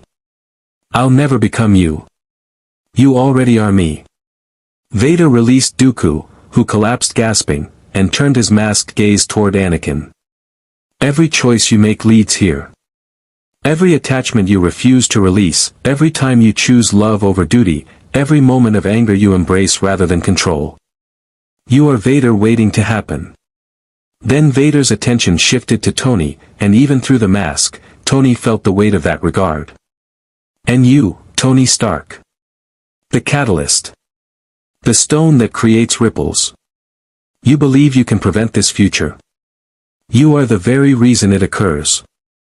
Your presence accelerates my fall, forces choices that create Vader. You are not the solution, you are the problem. That's a lie, Tony said, but doubt crept into his voice. What if Vader was right? What if his presence here, his actions, his very existence in this galaxy created the catastrophe he was trying to prevent? Is it? Vader ignited a crimson lightsaber, dark side energy crackling around the blade. Then prove me wrong. Fight me. Show young Skywalker that his future can be defeated. Or die trying, and watch as prophecy fulfills itself despite your best efforts. The battle erupted with savage intensity. Vader moved with impossible speed, his lightsaber a blur of crimson death as he engaged Anakin and Obi-Wan simultaneously. The two Jedi fought with desperate coordination, their lightsabers weaving defensive patterns that barely kept Vader's assault at bay. But Tony could see the truth. Vader was toying with them, demonstrating superiority while driving home the psychological point.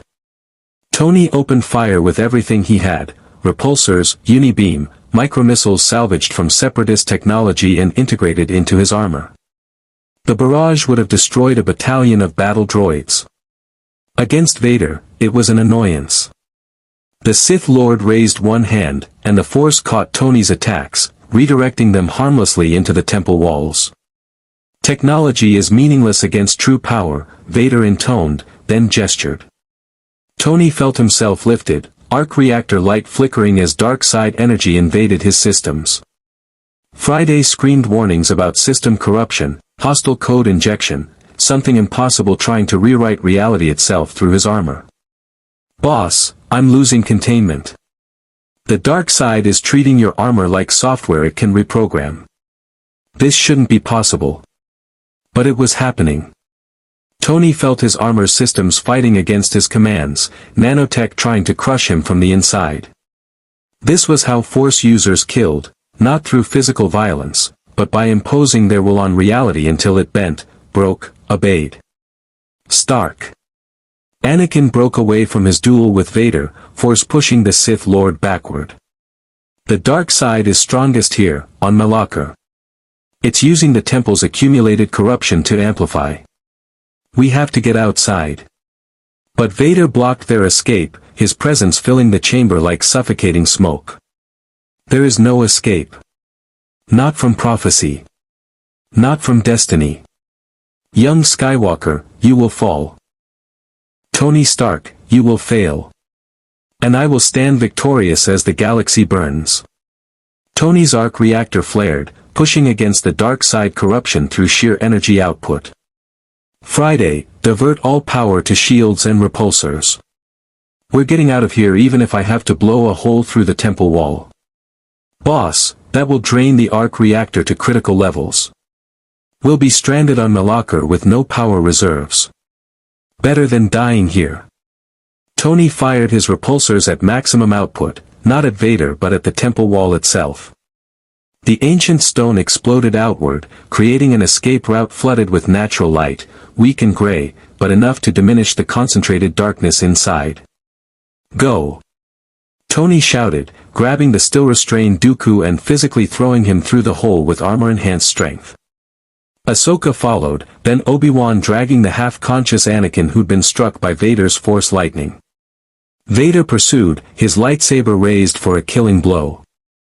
But Tony stood his ground, arc reactor blazing with defiant light that pushed back against the oppressive darkness. You want to talk about prophecies and destiny? Tony's voice carried absolute conviction. Here's what I know, the future isn't written. People can change. Choices matter. And if Anakin becomes you, it won't be because of fate or the Force or any cosmic manipulation. It will be because he chooses it. But I'm betting he chooses better. I'm betting that when the moment comes, he'll be strong enough, smart enough, and stubborn enough to tell destiny to go screw itself. Tony fired everything, repulsors, uni-beam, every last ounce of power his arc reactor could generate, directly at Vader. The blast was apocalyptic, vaporizing stone and creating a fireball visible from orbit. When the light cleared, Vader stood untouched, protected by the Force. But Tony and the others were gone, racing back to the twilight across Malachor's broken surface. They launched with Separatist fighters in pursuit. Apparently Vader had brought his own fleet, and made the jump to hyperspace with seconds to spare. As the ship fled Malachor's corrupted space, Tony collapsed in the cockpit, his arc reactor at 8% and Friday's system still purging dark side corruption from his code. Did we just fight a time-traveling version of Vader? Ahsoka asked, her voice shaky. Or a Force ghost? Or a vision given form? Yes, Obi-Wan said wearily. Malachor is a wound in the Force. It makes the impossible possible, gives form to fears and prophecies. What we fought was potential given substance, a warning of what could be. Then we make sure it never is, Anakin said, his voice harder than Tony had ever heard it. We expose Sidious, stop Order 66, and I prove that Vader stays a nightmare and never becomes real. They returned to Coruscant with Count Dooku in custody, testimony that would shake the Republic to its foundations, and knowledge of a betrayal so vast it would reshape the galaxy. The Clone Wars were entering their final phase, and Tony Stark, catalyst, weapon, void in the Force, stood at the center of events that would determine whether the Chosen One saved the galaxy or destroyed it. The future was unwritten, prophecy was uncertain, and destiny waited to be defied by those brave or foolish enough to try. Tony Stark specialized in both. The Jedi Council chamber fell silent as Count Dooku finished his testimony. For 3 hours, the former Sith Lord had detailed every aspect of Darth Sidious's plans, the manipulation of both sides of the Clone Wars, the biochips implanted in clone troopers, the true identity of the Sith Master hiding in plain sight as Supreme Chancellor Palpatine. The evidence was damning, irrefutable, and utterly catastrophic to everything the Jedi believed about their role as guardians of the Republic. Master Yoda sat in his council seat, ancient eyes closed, the weight of failure pressing down on 900 years of wisdom that had somehow missed a Sith Lord orchestrating galactic destruction from the Republic's highest office. Around him, the council members struggled with their own shock, Mace Windu's hands clenched, Ki-Adi-Mundi's binary brain processing tactical scenarios, Plo Koon's masked face turned toward Coruscant Senate building where the galaxy's greatest threat resided. Tony stood beside Anakin, his armor displaying Dooku's evidence on holographic screens, intercepted communications, financial records, testimony from Separatist commanders who'd realized too late they were pawns in a larger game. The case against Palpatine was airtight. Which meant the next moves would determine whether the galaxy survived or descended into darkness. Move against the Chancellor, we must, Yoda said finally, his voice carrying the exhaustion of someone who'd watched everything he'd built revealed as a lie. But carefully. If Alert Sidious becomes, execute Order 66 immediately he might. Kill millions of Jedi before stopped he can be. We need to disable the biochips first, Tony insisted. Dooku has the activation codes. We broadcast a countermand, put the clones into medical stasis, remove the chips before Sidious can trigger them. That buys us time to arrest him properly. And if he senses the betrayal before we act? Mace Windu challenged. If the Force warns him? We could lose everything in the moment between planning and execution. Then we move faster than he can react, Anakin said, his voice carrying steel forged through 3 years of warfare and one devastating vision of what he could become. I'll lead a team to arrest Palpatine. He trusts me, considers me his protégé. I can get close without raising suspicion. While I keep him occupied, Master Windu and the Council disable the biochips and secure the Senate. You're asking to confront the most powerful Sith Lord in 1,000 years, Obi-Wan said quietly. Anakin, even with your abilities. I have to, Anakin interrupted. I've seen what happens if I fall to the dark side. Vader. That monster wearing my face, killing everything I love. If I'm going to prevent that future, it starts by facing Sidious and proving I'm strong enough to resist him. Tony understood the psychology. Anakin needed to confront his potential darkness directly, to prove to himself and everyone else that prophecy wasn't destiny. It was reckless, dangerous, exactly the kind of emotional decision the Jedi would normally forbid. But Tony also recognized that sometimes the reckless choice was the right one. I'm going with you, Tony said. Sidious can manipulate the Force, but he can't manipulate me. I'm immune to his primary weapon, psychological corruption through the dark side. And my technology gives us options beyond lightsabers and Force powers. A void in the Force and the Chosen One, confronting the Sith Master together. Yoda's ears twitched, the gesture Tony had learned meant the ancient Jedi was considering something profound. Balance this might bring. Or catastrophe beyond imagining. Trust in your strength, young Skywalker, I do. But trust also in wisdom, kill Sidious you must not. Justice requires trial, Republic law, not Jedi execution. I understand, Master. Anakin bowed slightly, accepting the restraint. We arrest him, bring him to justice through proper channels. No assassination, no revenge. Just the law. The plan crystallized quickly after that. Mace Windu would coordinate with Republic medical facilities to disable Order 66, using Dooku's codes to put all clone troopers into temporary neurological stasis before extracting the biochips. Obi-Wan would lead Jedi Knights to secure the Senate and prevent Palpatine from calling for military support. And Anakin and Tony would confront Sidious in his Chancellor's office. Armed with evidence, determination, and the galaxy's last hope for avoiding galactic civil war. They struck at dawn, Coruscant's artificial day cycle beginning as Tony and Anakin approached the Senate building. Tony's armor was fully charged, every system optimized, Friday running combat simulations against Force users at unprecedented power levels. The probability of success hovered around 43%. Better odds than Malachor, worse than he preferred. You ready for this? Tony asked as they entered the Chancellor's outer office, past security that had been quietly replaced with Jedi loyal to the Council. No, Anakin admitted. But that's never stopped me before. They found Palpatine at his desk, reviewing holographic documents with the grandfatherly demeanor that had fooled the galaxy for decades. He looked up as they entered, his smile warm and welcoming, until he saw their expressions and his eyes went cold. Anakin, my boy. And Mr. Stark. This is unexpected. Is something wrong? You're under arrest, Chancellor, Anakin said, his hand moving to his lightsaber. Or should I say, Darth Sidious. For treason against the Republic, conspiracy to commit genocide, and orchestrating the Clone Wars. The Jedi Council has evidence of your crimes. It's over.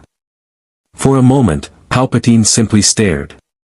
Then he laughed, a sound that carried genuine amusement rather than the forced warmth of his political persona. Oh, Anakin. Sweet, naive Anakin. Did you truly believe the Jedi would move against me?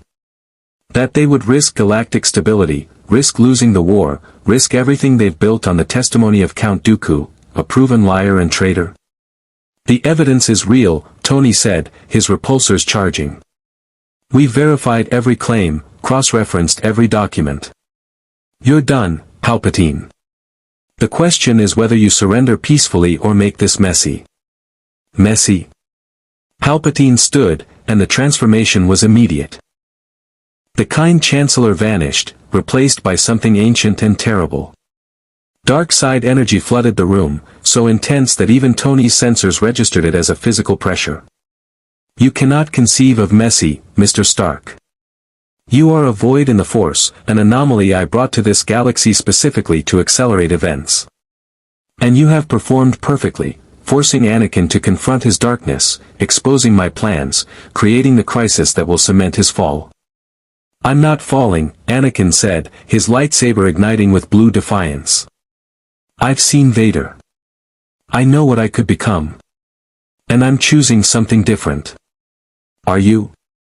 Sidious smiled, and lightning erupted from his fingertips. The Force lightning caught Anakin directly, bypassing his lightsaber's defense through sheer overwhelming power. The young Jedi screamed as dark side energy coursed through him, attacking not just his body but his very connection to the Force. Tony reacted instantly, his repulsors firing at Sidious while his armor's shields extended to cover Anakin.